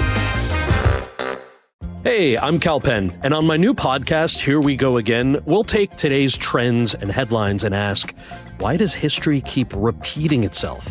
Each week, I'm calling up my friends like Bill Nye, Lily Singh, and Pete Buttigieg to talk about everything from the space race to movie remakes to psychedelics. Put another way, are you high? Look, the world can seem pretty scary right now, but my goal here is for you to listen and feel a little better about the future. Listen and subscribe to Here We Go Again with Cal Penn on the iHeartRadio app, Apple Podcasts, or wherever you get your podcasts. I live below a cult leader, and I fear I've angered her. Wait a minute, Sophia. How do you know she's a cult leader? Well, Dakota, luckily it's I'm Not Afraid of a Scary Story Week on the OK Storytime podcast, so we'll find out soon. This person writes, my neighbor has been blasting music every day and doing dirt rituals, and now my ceiling is collapsing. I tried to report them, but things keep getting weirder. I think they might be part of a cult. Hold up, a real-life cult? And what is a dirt ritual? No clue, Dakota. To find out how it ends, listen to the OK Storytime podcast on the iHeartRadio app, Apple Podcasts, or wherever you get your podcasts. Not a lot of things are more awkward on a first date than when you're ending the night and you're like, hey, you want to come up to my place? And they're like, hey, I think I'll just go home. It's always kind of a letdown. Yeah. And apparently that's what happened to today's second dater, Andrea, who is on the phone. And Andrea, I read your email. You met a guy named Tommy at a party, and dinner went well according to you, but you also said that is how your evening ended, by you inviting him up to your place and him turning you down. Oh, no. Yeah, awkward. When he said that to you, was it obvious that he didn't like you? He said, no, I don't think it's a good idea. Was it I don't think it's a good and idea. You're a living, breathing woman with a pulse, right? Oh, yeah. You guys. There's some guys who think that that's moving too fast. I mean, maybe it was too much for him. No, I didn't even get a kiss, goodbye, or anything. Even a handshake? Did he at least give you a handshake? High five. Nothing. No hug or anything. Oh. So I texted him later and I asked, is everything okay? And he responded, yes, period. That's it? Just a one word? Not good. Yes. Yeah. Anytime anybody texts me with a one word something, even if it's like my parents and we're just talking about something and I know that they don't really know how to text correct, I'm like, oh my God, what's wrong? I know. So he just gave you the one word yes with a period. Yeah. And then I said, did I do something wrong? And I never got any response. Oh, no. Did it seem like he was enjoying the date that you were on when you guys went out to dinner? I thought so. I mean, I asked him up to my apartment. So. Right. Yeah, so you thought everything was going good. You thought it was going perfect. Was there any moment in the date that you think something weird could have happened, something awkward other than him turning down your advances to? No, I mean, the only thing I can think of is I took my time when he came to my house. He texted me and told me that he was there, and I took my time coming out of the apartment. You know, like I was trying to look cute and just running late. Are we talking like 5-10 minutes or 2 hours? No, it was like 15 minutes maybe. Okay, so not terrible. It is annoying when you pull up and you're like, oh my God, come on, hurry up. Being late to the date. But at this point, guys build that into their schedule, I feel like. They're just used to it. This was the beginning of the date, though, and everything else seemed to go fine. Like, I can't imagine, like, finally at the end he gets upset about it. Good point. And I looked good. You know, I was taking my time to look good for him, and I apologized. Yeah. But Well, if you're going to take that long, you better look good. Yeah. That's the rule that I have. If you show up 15 minutes late and you're kind of looking pretty basic, then we're not going out again. But if you look like Beyonce, then yes, you did a good job. And there's that 15-minute grace period where you're okay. At this point, are you hoping to get a second date? Do you feel like he's going to want to go out with you again, or are you just hoping to find out why? I would like a second date, but at this point, I'm not getting my hopes up about it. Right. You know, I just want to know what is going on. I mean, if he responded, your last conversation was like that where he gave you a one-word answer and then just never responded if you asked if you did something wrong. He's obviously not into you for some reason. Doesn't look good. But maybe we can turn whatever it is into a positive and get you a second date out of the deal. I hope so. Or at least you understand what you're doing wrong. Yes. All right. Well, play a song, come back, get him on the phone and get your second date update, all right? Okay, thanks. All right, hang on. My face above the water. Moving 92.5. Brooke and Jubal in the mornings. Second date update. Amanda is on the phone with us, and she wants us to call a guy named Tommy. Something very awkward happened at the end of her date with Tommy when she invited him up to her place. He said, I don't think that's a good idea. And then she hasn't really heard anything from him. So it's obvious that something happened on the date that went wrong, and Tommy didn't like Andrea very much. We don't know why. That's why we're about to get him on the phone, see if we can find out what Andrea did on the date. And Andrea, I've got a special treat for you. Oh. Okay. Okay, this is something never done before in a second date update. I'm going to try something groundbreaking here when we call him, okay? Okay. I'm going to pretend to be you. I don't think that's So going to it's the first second date update where I've ever Okay. pretended to be the other person, and I think it can work out very well if I get him on the phone and just like, hey, what's up, Tommy? Yeah, It's foolproof me, plan. Andrea. Don't you remember you wanted to come to my place? And I was like, hey, come up and kiss me sometimes. I'm confused talking to you Right? right now. I know. Talking. Where'd Jubal go? Andrea, what do you think? I think I'll go for it. Go for it? You think that'll work out well? All right, Andrea. I'm sorry, Andrea. You about ready to give him a call, see if we can get him on the phone? I'm ready. Okay, here we go. I'm so nervous. I feel like he wouldn't be able to tell a difference at all. And it probably would score you a date, Andrea. I'm a pretty sweet talker.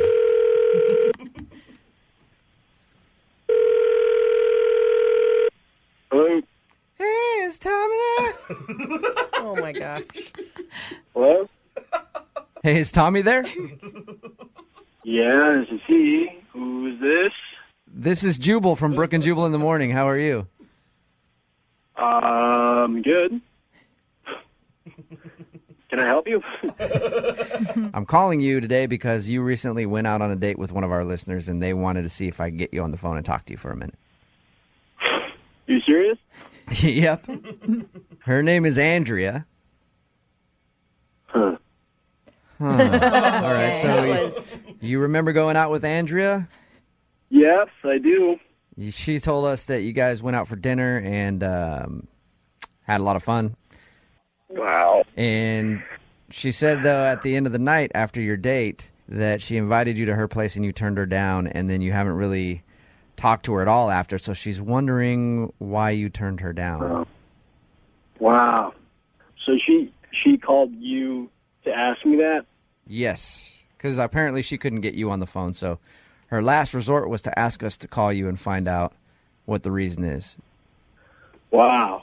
Okay. I mean, I think that's pretty pathetic, but I was pretty pissed off, and I didn't want to really talk to her anymore. You were pissed off and you didn't want to talk to her anymore. That's right. Do you mind telling us why? Well, she's obviously told you everything, right? I'll tell you what she told us. She said that you guys went out to dinner. She thought you were having a fun time. At the end of the night, she asked if you wanted to go up to her place. You said no. She had a real quick text exchange with you, and that's the last she's heard from you. And the only thing she mentioned was that she might have made you wait 15 minutes while she was getting ready for the date. Mm-hmm. Oh, yeah. That's the least of her problems, man. What did she do? That's intense. Why are you so mad at her? Basically, I got into a conversation with her over dinner about travel. And, I just recently came from Nepal, and we had a really good conversation. And she told me about this trip that she went to in Canada. Okay. And she was complaining about Canadian drivers and how she wished that she could just go party in Canada without there being some dumbasses in there. So it sounds like you're personally insulted that she was making fun of Canadians. Well, yeah, I am. I'm from Ontario. I'm from Waterloo, Canada. Oh. So she was railing on Canadians. Did you tell her that you're from Canada? No, I didn't tell her from Canada. I let her go on and on and on. She went on for an hour talking about how she thinks that Obama should infiltrate Canada. No. So frankly, I'm kind of glad that you called me because now you guys can see how much of an idiot she is. Do you think that she... I'm not taking it on any more dates with her. I'm not as offended as you are that she was making fun of Canada. Yeah. Was it that bad? I mean, it's not that it was bad. It's just I don't really want to hang out with an idiot. Don't you think that maybe she could have been joking, like she was nervous and you took it the wrong way? Can you switch sides and come into my place and have somebody make fun of where you're from for about an hour?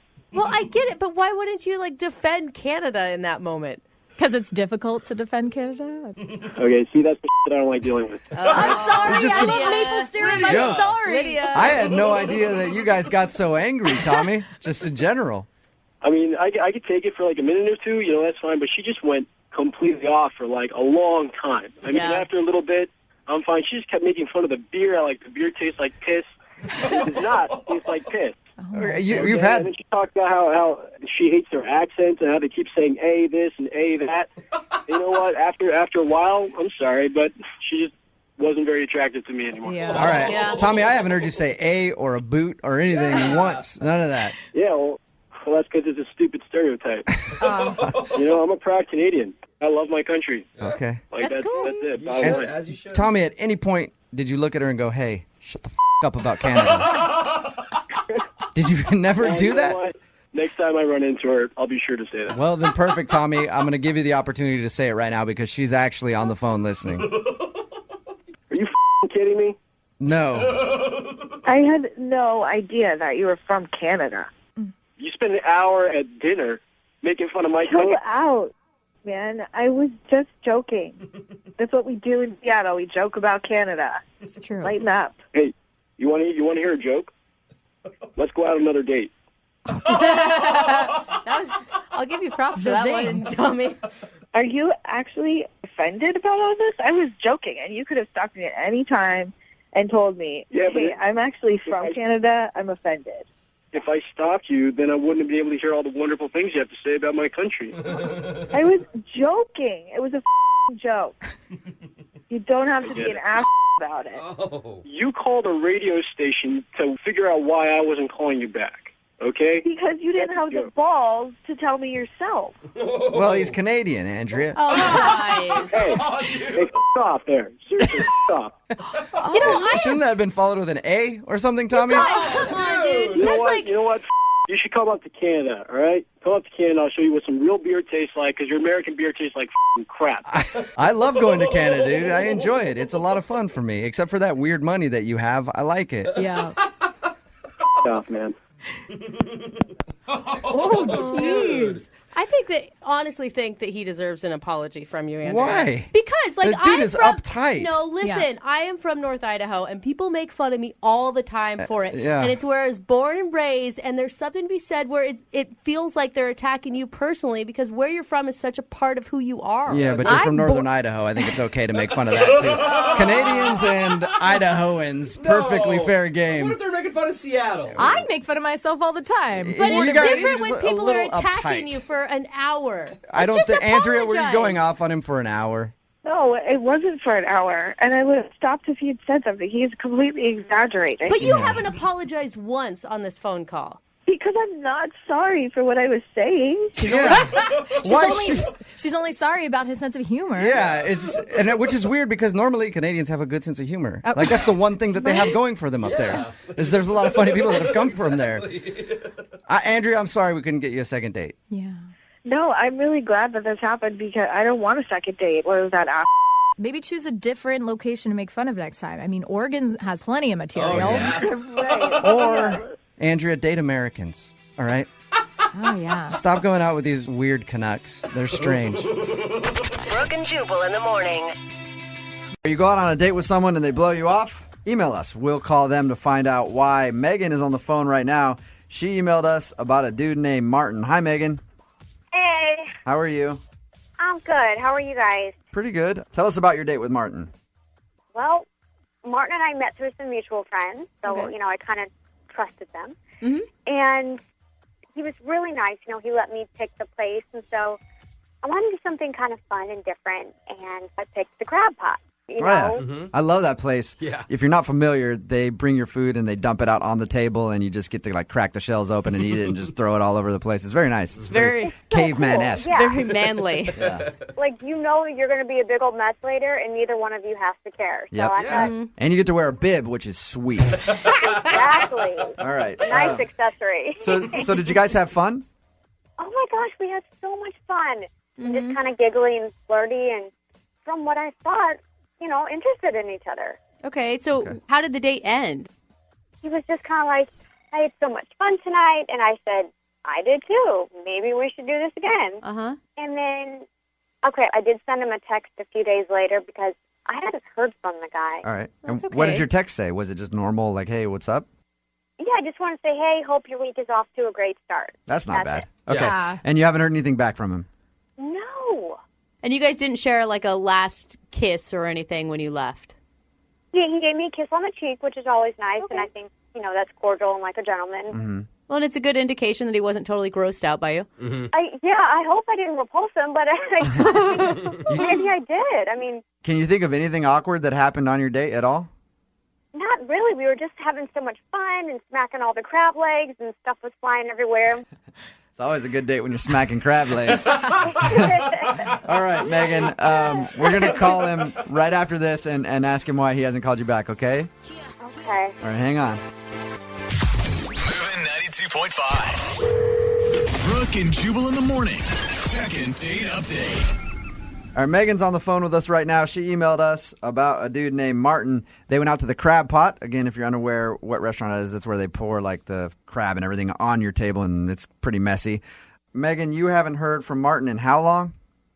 It's been over a week. Over a week. Okay. And you've only texted him once. Exactly. Just once, I promise. Are you ready to call him and ask him why he hasn't gotten back to you? Yeah, I guess so. Let's do it. All right. I'm going to dial him right now. You can jump in on the phone call whenever you want to, okay? Okay.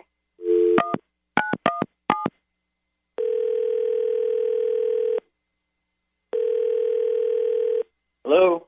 Hey, is this Martin? Yeah. How are you, man? This is Jubal from Brooke and Jubal in the morning. I'm moving 92.5. You got a second?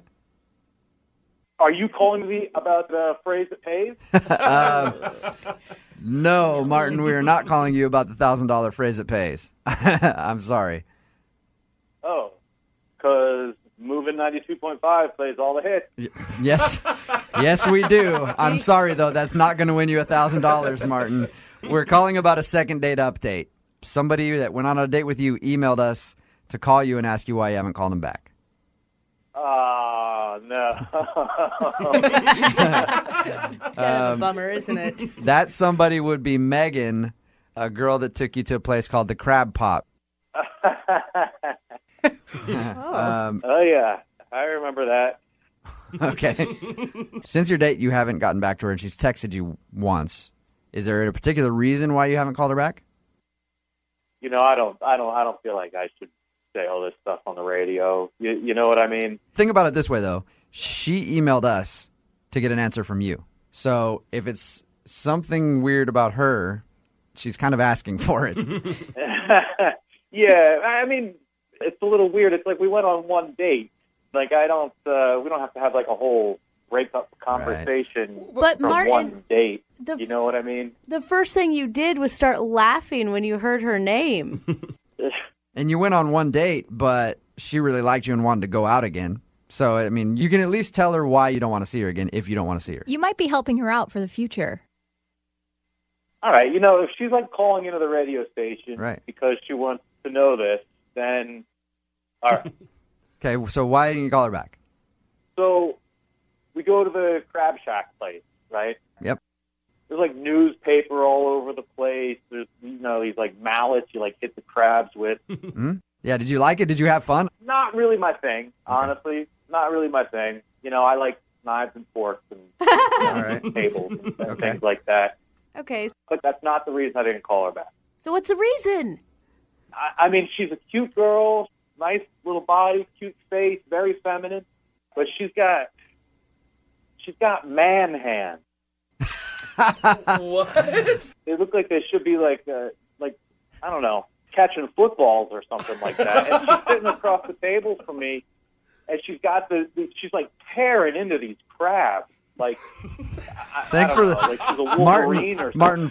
Yeah. First of all, thank you for the visual. Secondly, Megan is on the phone right now and just heard that. You think I have man hands? Were you drunk? I do not have man hands. Are you kidding me? Listen, they Oh my gosh. You really didn't have the nerve to call me? Megan, what do you want me to do? Call you and say I don't want a second date because you have man hands? No, I mean, that's silly. You know, Be nice. like between Be that and respectful. the Crab Shack thing, you know. All right, so you just didn't have a good time on the date. You didn't really want to go to the Crab Pot, and you think she has man Oh, hands. that's so mean, you guys. Oh my, I don't even believe it. So, Never in my life have I heard that, Martin. Thank you for making me feel just horrendous. Megan, Thank you. don't get a complex about it if nobody else has brought it up before. He may just be a picky dude. Are you a picky dude, Martin? You know, maybe. you don't really want to be with someone, Megan, that's not attracted to all of you. And clearly he sounds like kind of a D-bag. I think so, and just rude and mean. And who would say that about somebody? He's just using it as an excuse because Martin doesn't really want to be in a relationship. You're right. This is my problem. I can't believe that I went out with someone who was so incredibly shallow. Of all features, nitpick somebody's hands? You have hands like a linebacker, Megan. I don't know what to tell you. You have eyes like an insect. There you go. Girl, Megan. You guys sound like a good couple there. Yeah. Well, Megan, the bottom line is you found out now that you probably don't really sync up with him and you wouldn't have wanted to go on any more dates with him. Actually, yeah, and I'm so glad that he got that out, whether it was on the radio or not. I don't want to go out with someone so shallow. Okay. I bet there's a lot of men that enjoy women with strong hands. Yeah, absolutely. Yeah, she didn't even have to use her mallet. She just clawed the crabs open the whole time. You won't ever have to open a jar for her? Sorry, Megan. Either way, I just like how you guys are ripping on Martin for making fun of her hands, and then Brooke just starts piling on. Megan, I'm sorry about this. I think you have lovely hands. I do too. Thank you. It's just I just have my nails done, so I feel pretty now. Thank you. There you go. Yeah.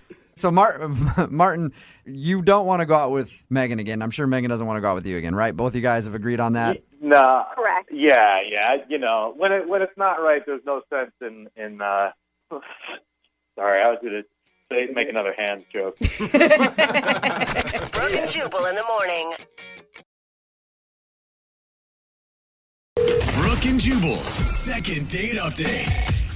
A listener named Jake is on the phone today for a second date update. And in his email, he said that there was a strict no talking policy for their first date. What? So how does that work? It sounds like an amazing date. Like, I wish they would do that on more first dates. So I don't know what went wrong. What's up, Jake? How are you? Hey, guys. How's it going? Pretty good. So there's a no talking policy on your first date? Yeah, I mean, it's partially because it was like bad research, on my part. But it ended up being kind of cool. So hear me out. Okay. Before we get into that, what's her name, by the way? Kelly. Kelly. All right. Kelly's not like a mute, and this phone call is going to go not very well because she won't be able to talk to us either, right? Oh, she can talk, but she's not talking to me. I mean, I wish she could talk. That's why I'm coming to you guys. Yeah, okay. So hopefully we can get her to talk to you again. Tell us about how you met her. We met online, and you hit it off right away. And what was really popped out to me is like she liked music. She liked to see live music and stuff like that. So I thought, this would be great.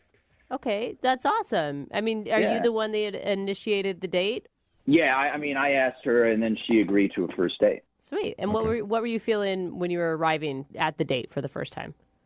I mean, I was really excited. I think she was going to love it. I picked this jazz club that had this jazz band playing. Cool. That I thought would be really cool. I know she's going to like it because she likes live music, and I've never been to this jazz club before. So it was going to be kind of a new experience for me as well. So, I mean, win-win.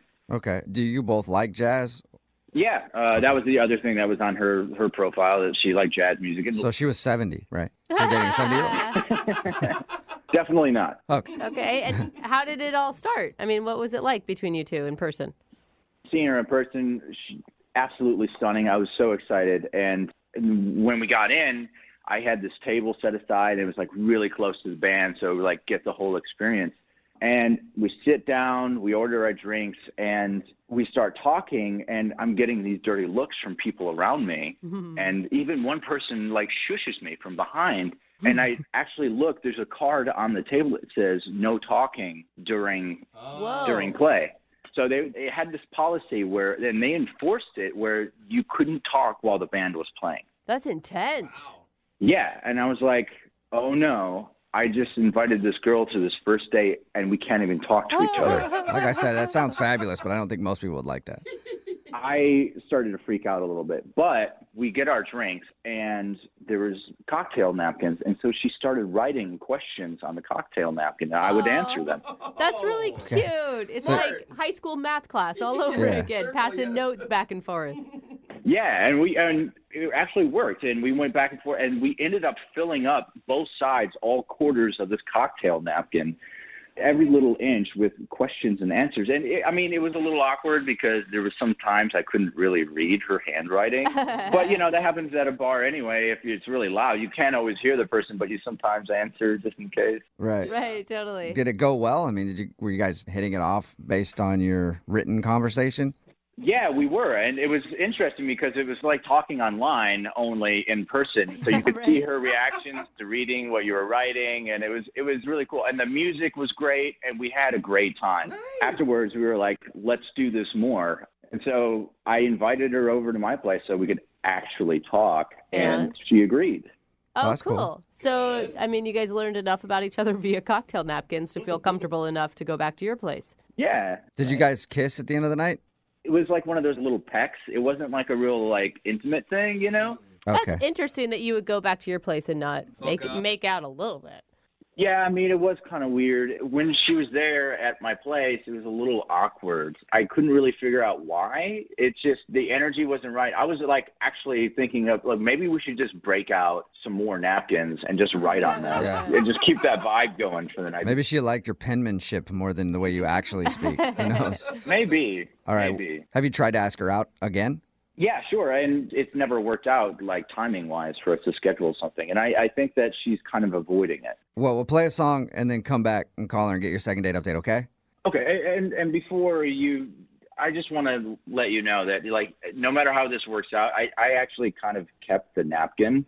If anything that happens from this, it's just a really cool memento to have about a night that was really cool. Yeah, for your scrapbooking, I guess. All right. That's sweet. We'll get your second date update right after this. Hang on. Moving 92.5. Brooke and Jubal in the mornings. Second date update. Right in the middle of a second date update, and if you're just joining us, Jake is on the phone, and he wants to call a girl named Kelly. They went out to a jazz club for their first date, but I guess it was kind of awkward because they had a strict no-talking policy. So they spent most of the evening writing notes to each other back and forth on cocktail napkins. They did go back to his place after, talked a little bit. He got a peck on the lips, and then she left, and she's definitely been blowing him off.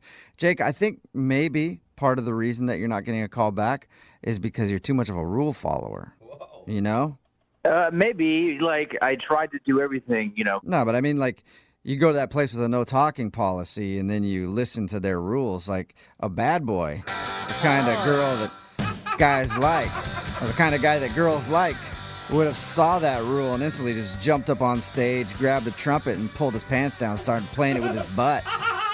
That's the type of bad dude that ladies like, you know? Yeah, the butt trumpets Someone get us who every time. disrupt the jazz club with their butt, and that's why you're not getting a call back.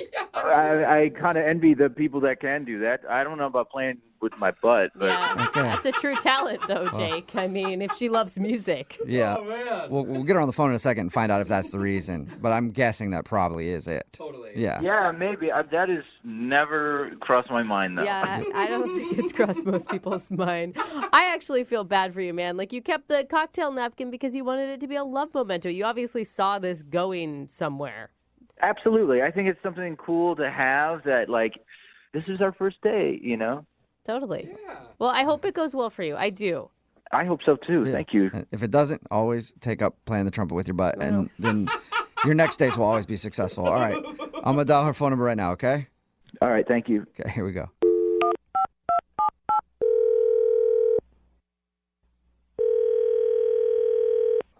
Hello? Hi, is this Kelly? Yes, it is. Hey, Kelly, how are you? This is Jubal from Brooke and Jubal in the morning.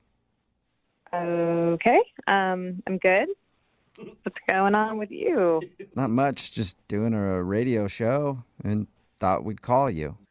I'm sorry, I'm confused. You said you're with a radio show, and what do you need? Yes, Brooke and Jubal in the morning, that's the name of the show. And we do a segment on our show called the Second Date Update. That's where if you go out on a date with somebody and then end up blowing them off after that date, they can email us to get you on the phone and find out what happened. So we got an email about you from one of our listeners. No, you didn't. Yeah, huh? We did. From who? His name is Jake. Oh, him? Yes, him. The dude you went to a jazz club with? Yeah. Yeah. He emailed us told us that he really liked going out with you, told us about your date, and he also said that it seems like you don't want to go out with him again, so he wants to know why. Okay, you said it seems like I don't want to go out with him again. I'm going to clarify and say that I don't want to go out with him again. Oh. That's a strong sentiment. Okay. Can you tell us why? You know, it was just a really disappointing night. I was really optimistic. Were you hoping he would have played a trumpet with his butt? What? That doesn't make any sense to He her. has no idea what that means. Yeah, don't worry about that comment. Anyway, why was it disappointing? Okay, I don't know what you guys know, but we went to a jazz bar and Yeah, he told us that. He said you guys couldn't talk because there was like a no talking policy, so you wrote notes. And he thought that actually was a good thing. Like you guys bonded over that and thought it was funny and stuff. totally. It was, I mean, that was really fun. It was really cute. And then, you know, I was feeling good about the night, about him. And then we went back to his place and he made me a drink. And then he wanted to give me a grand tour of his place. Uh-oh. Does he have something creepy in his house? We've heard that a lot on these second date updates.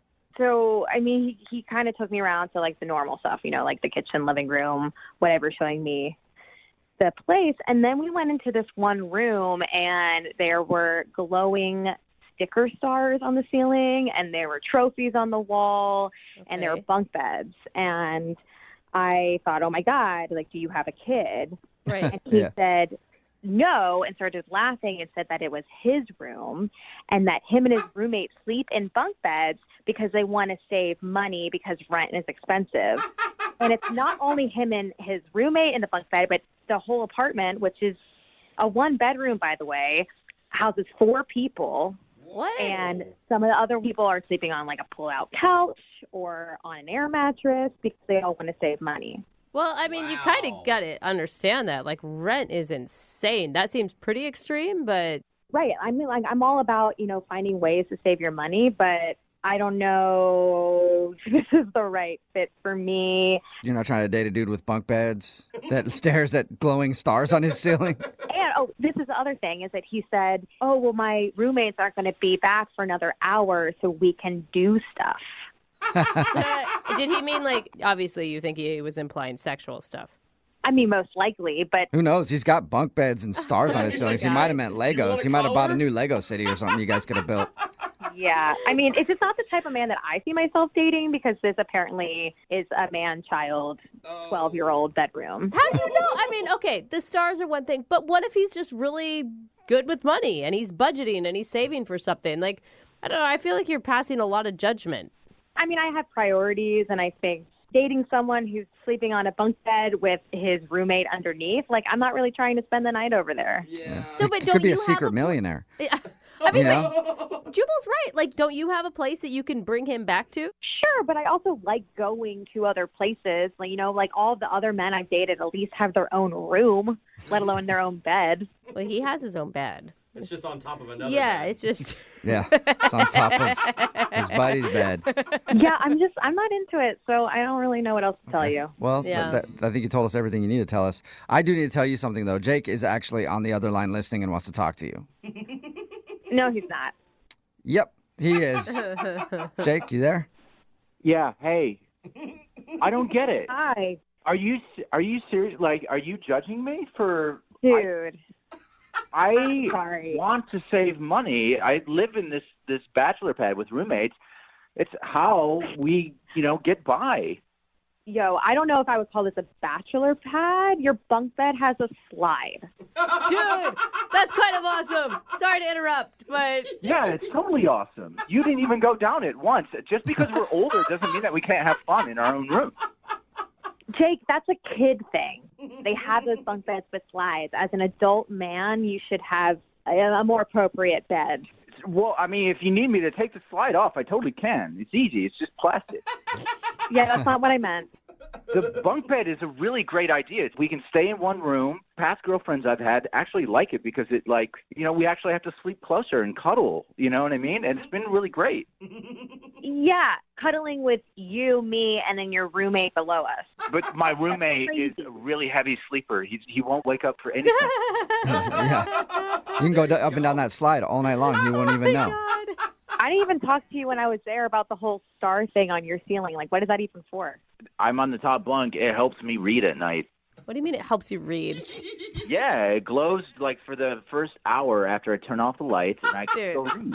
Those are not bright enough to read by. Yeah. Nice try, though. That was a good try. Okay, so what? I think they're cool looking. Yeah, there we go. Yeah. There's the answer. I just think that I should be judged on the time that we had and the connection that we had on that night, and not on just like a piece of furniture that I have. Yeah, he still saved up his allowance so you guys could go to that jazz club. Right, Kelly? I mean, you've got to understand from her point of view. I don't think it's necessarily just about the furniture. It's that, like, you're sharing a room with a dude still. Here's the thing. I've been saving a lot of money doing this, and I have goals what to do with that money. I'm actually going to buy a condo in the next 5 years. So there you go, Kelly. Like, he's not going to permanently be living in that bunk bed. I mean, the bunk bed might go to the condo, but who knows? But, like... So, Jake, you're telling me that I should trust you because you're saving money to buy a condo that maybe you'll get in 5 years. Exactly. It's going to be a really nice condo, too. How many roommates will you have in your condo? Hopefully just one. Hopefully it's going to be you, Kelly. All right. Well, Kelly, would you like to go out on a second date with Jake? We will pay for it. And who knows, one day you could be living in a condo with Jake, with a bunk bed, with a slide. I'm going to decline this one, but thank you so much.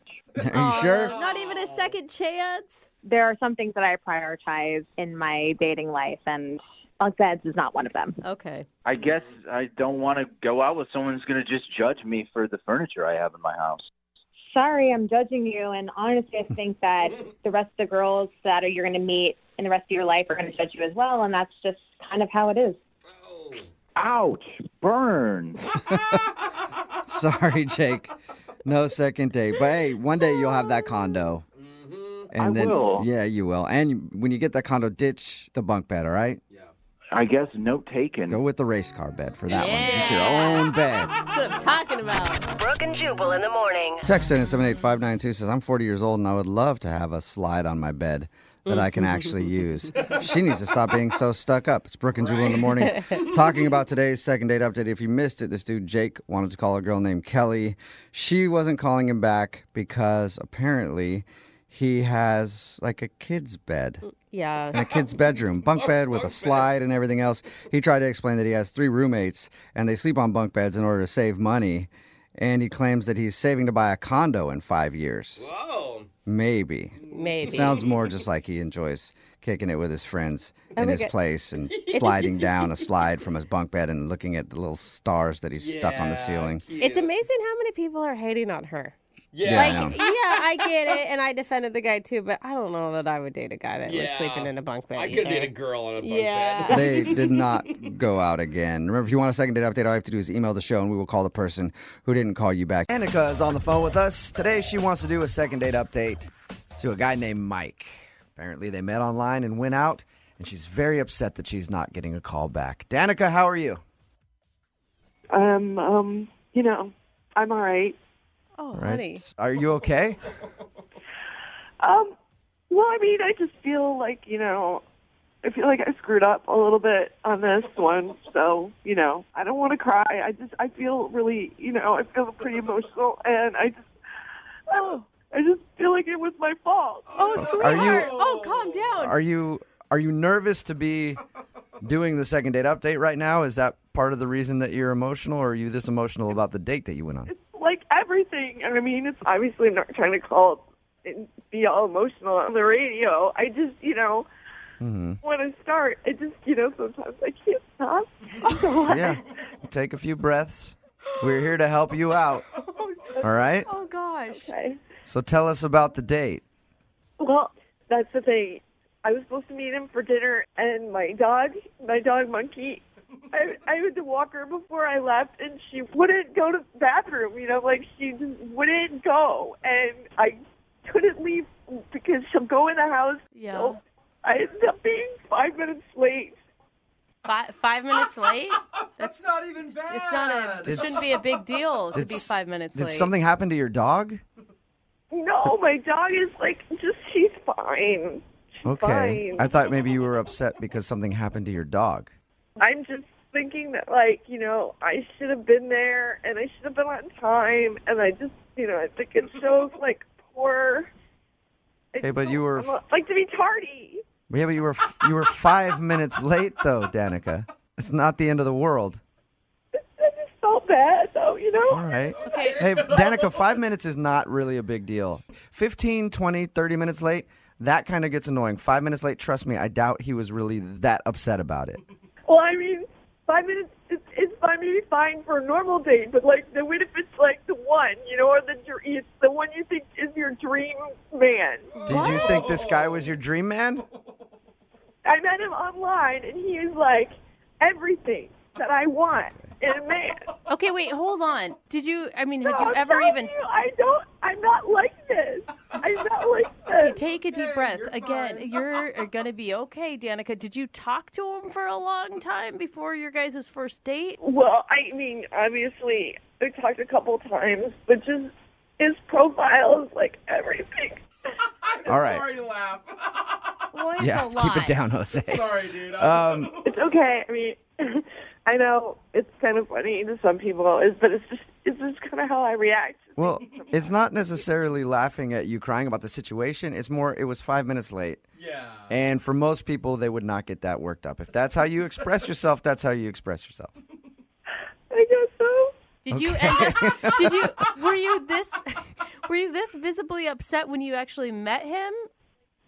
Well, I was, yeah. I mean, I was driving, and, of course, I was, like, getting emotional in the car, and I was mad at my dog, and, like, that's hard. And then I got to the restaurant, and, I realized I hadn't even combed my hair, and my mascara was everywhere. And so I was just trying to be, I tried to play it off. So it was obvious that you had been crying.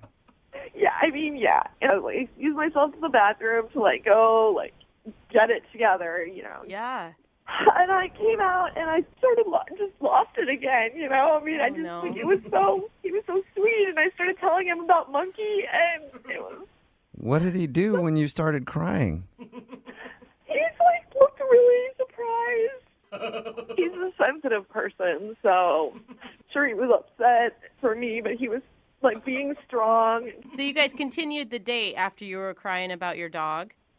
Yeah, I mean, once I told him what had happened with Monkey, and, it made me feel better. We had eaten, and the date was sort of over anyway, so... Okay. How did it end with him?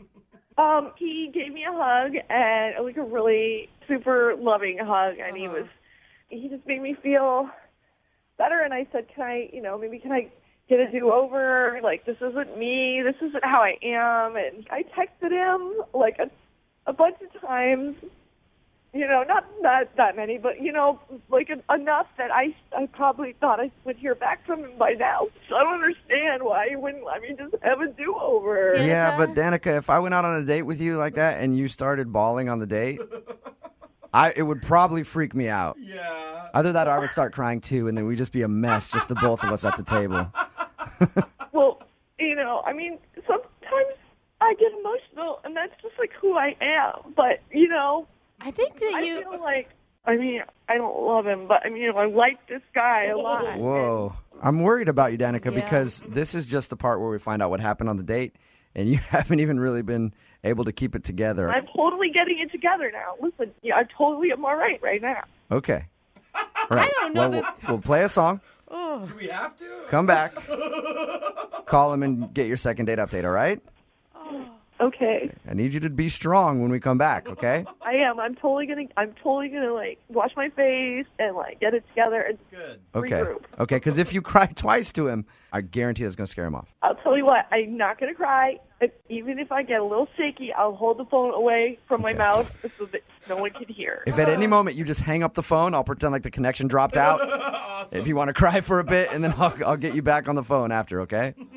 Okay. All right, just hang on. I can do this. Okay, hold on. Remember, before we play the next part of today's second date update, stick around, because we're actually going to talk to Danica and Mike again right afterwards. Apparently, they have an update for us on what happened since we recorded this a few months ago. But first, let's hear part 2 of their second date update. Moving 92.5. Brooke and Jubal in the mornings. Second date update. Normally during a second date update, it's the second part of the phone call when we get the couple on the phone together and they talk that tears come out. Mm-hmm. It's already happened a lot. And I'm actually hesitant to do today's second date update because I don't know if Danica, who is on the phone with us right now, can handle it. Danica, are you doing all right?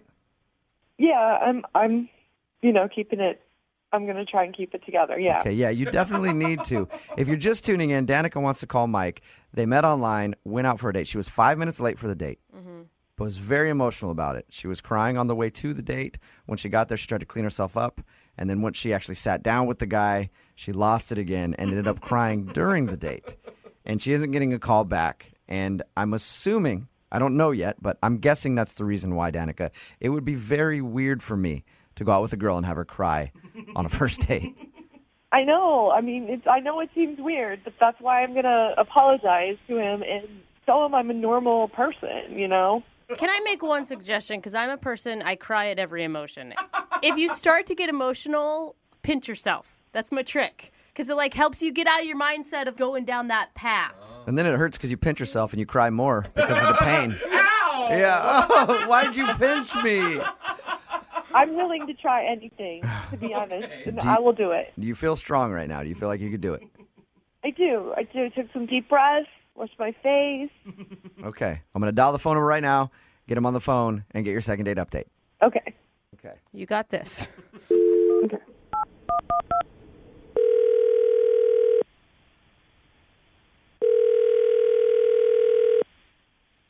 Hello? Hi, can I speak to Mike, please? This is Mike. Mike, how you doing? This is Jubal from Brooke and Jubal in the morning. I'm sorry, where are you calling from? Brooke and Jubal in the morning, the radio show. Okay. Did I win something? No, you didn't. I'm calling you because we recently got an email from somebody who went out on a date with you. Okay. And she's been trying to get a second date, but you haven't been returning any of her phone calls or text messages. So she asked if I could get you on the phone and find out why. Seriously? Mm-hmm. Her name is Danica, and I'm gonna take a wild guess and say that you remember this date. Oh. Yes, I do. So she emailed you to call me. Yeah, it's a segment we do on our show called The Second Date Update. That's a little awkward, but okay. What did you think of Danica, first off?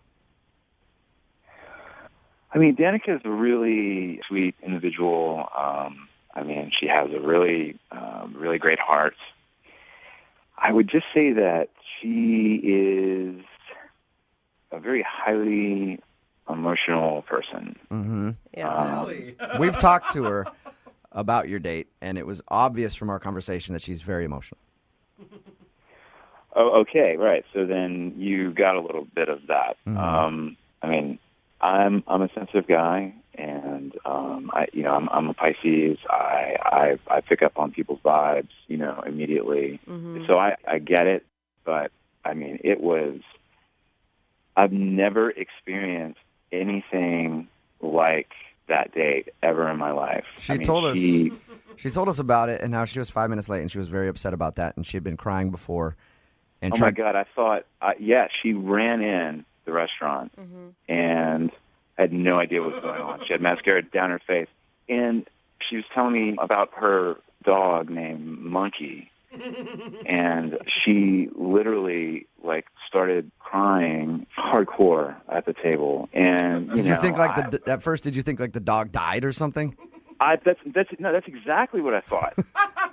So I'm in shock, because of the way she's reacting to it, but then she was so honestly upset that it was making me upset, and I felt so bad for her, but I didn't know what to do.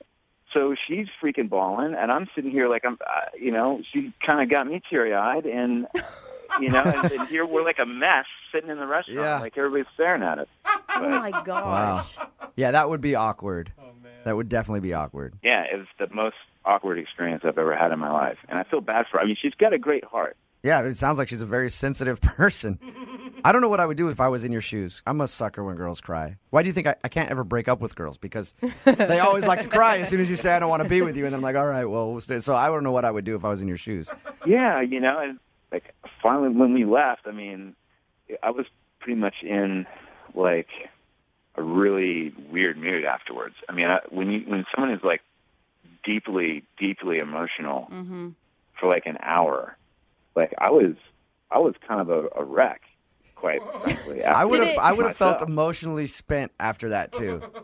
I mean, that's the right word to use. Totally spent. Oh my god! All because she was 5 minutes late to your date. Because she was late, and because she couldn't get her dog to use the bathroom or something. Like that's the craziest part. Mike, I have to tell you this right now. Danica is actually on the phone listening. Are you serious?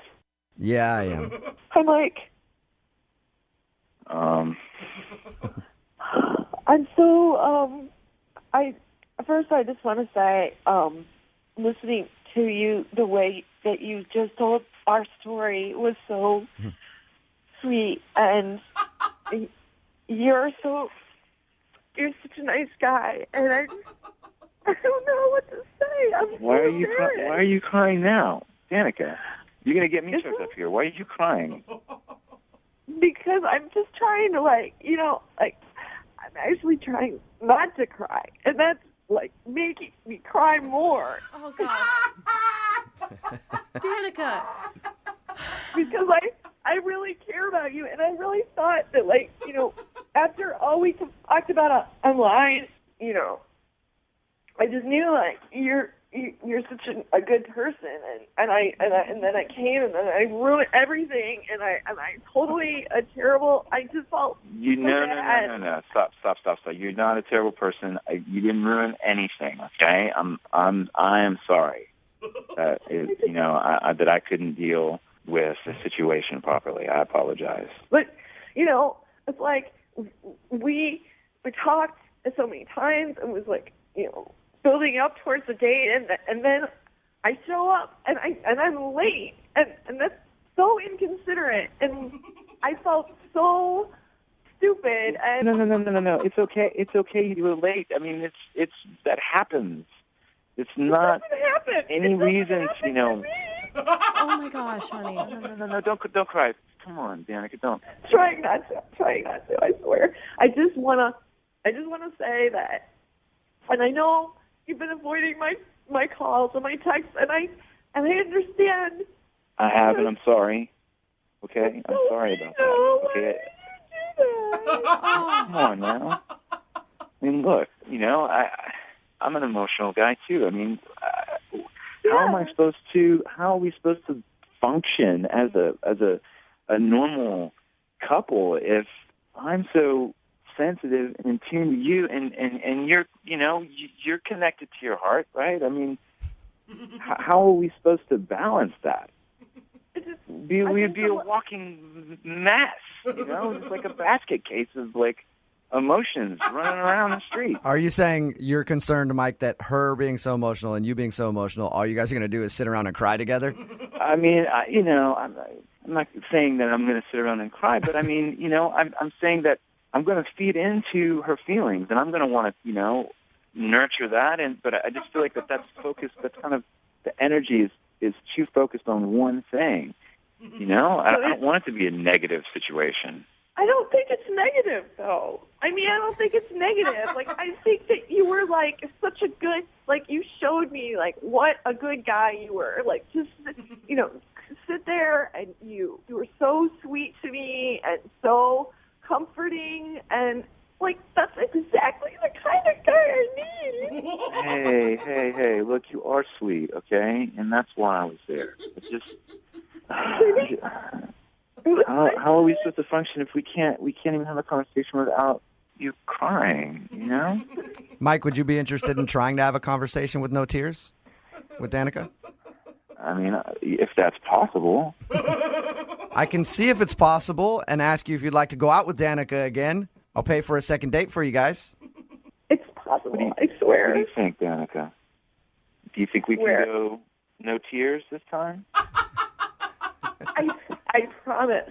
I am I'm all cried out, I did it. We can be happy, and we don't have to. And if I'm late or you're late, it's going to be okay. Well, I'm not going to be late.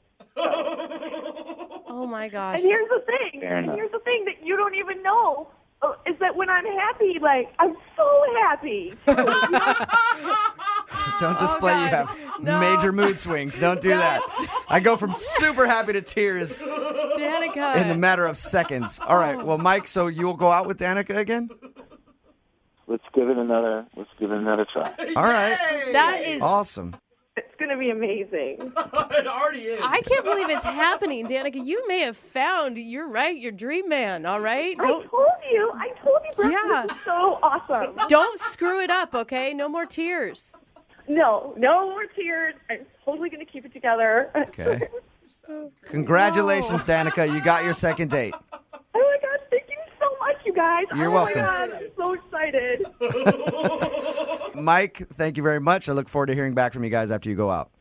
Okay, yeah, we'll keep you updated. Today's second date update brought to you by Xanax.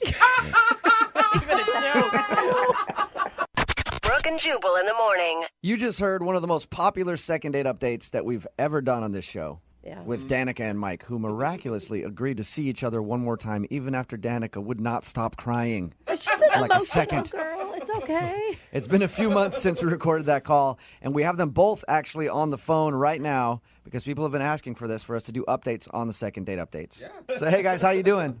Hi. Hi, how's it going? Pretty good. Thanks for coming on the show. And so, first question I have for Danica is, last time we talked to you, you were having trouble holding it together. Very emotional. How are your emotions right now? Are you going to be okay? I know. I'm an emotional person, but I mean, I couldn't be happier right now, so I feel pretty good. I'm always curious when people go out on a date after they've done a second date update with us. Is it a more comfortable situation going into it, or was it more pressure because your whole story had been told to everybody and now it's kind of uncomfortable? Well, I think it kind of gave us something to, like, go from and talk about and laugh at, I guess. I think I was definitely more nervous. Really? Yeah, I don't know why. I don't know. Because you heard the way that she was crying on the phone, and you were like, I don't know if I should have agreed to a second date here. You know, I have to say, though, I'm so thankful because if it wasn't for you guys, I don't know that we would have been where we are now, you know? Right. Wow. So, Danica, you wrote in saying that you wanted to update our listeners on something. Yes. Okay. So, well, I mean, we're moving in together. Shut up! Really? That is so cute. Awesome. I'm so excited, and everything has really just, I don't know, it's moved kind of quickly, but I feel like we just get each other, and I can't wait. You know, he's my best friend, and he's just everything that I've ever needed or wanted in Thank you. a boyfriend. So, Wow, look at See, this. it's a second date update that actually worked out, you know? So cool. you guys really helped. I think really did help the situation, I think. That's They good. sound so happy. You know, Mike, you told our producer off air that there's an update that Danica doesn't know about that you wanted to share. Yes, I did. What? He's like, we're breaking up. Yeah, about that. Oh my There's God. somebody else. It's been great, however. Absolutely not. That's not funny, though, really. Yeah, don't cry, Danica. I'm just joking. You guys are obviously very happy with each other. But apparently you told our producer boy, that you had something that you wanted to tell us about. So I feel like it's only appropriate since we would have never had a second chance without you guys. And, I mean, I'm so excited that we're moving in together. I'm so excited to be with you. And I think that this is really the first time that I felt so honestly connected to someone. Aww. And Sorry, it's cute. and I absolutely love you. And you would make me the happiest man if you would marry me. Oh my God. Are you? I'm so serious right now. Oh my God. Are you just? She's crying. There it goes. Of course she's crying. Every girl cries in this moment. She hasn't said yes or no, though. I know. I'm sorry I'm doing this on the air, but I just feel like it's appropriate. And Danica, I've never been happier Oh my God, I love you so much. in my life. Of course. She said yes. Yes. Oh, Oh my God. Congratulations. Danica, are you all right? I can't talk. I can't think. Yeah, you can take a couple minutes to breathe, Danica. That's fine. Congratulations, though. Holy crap. Thank you. So is that a yes, Danica? Yes, yes. I was so excited. Oh, my mom. Something about her mom.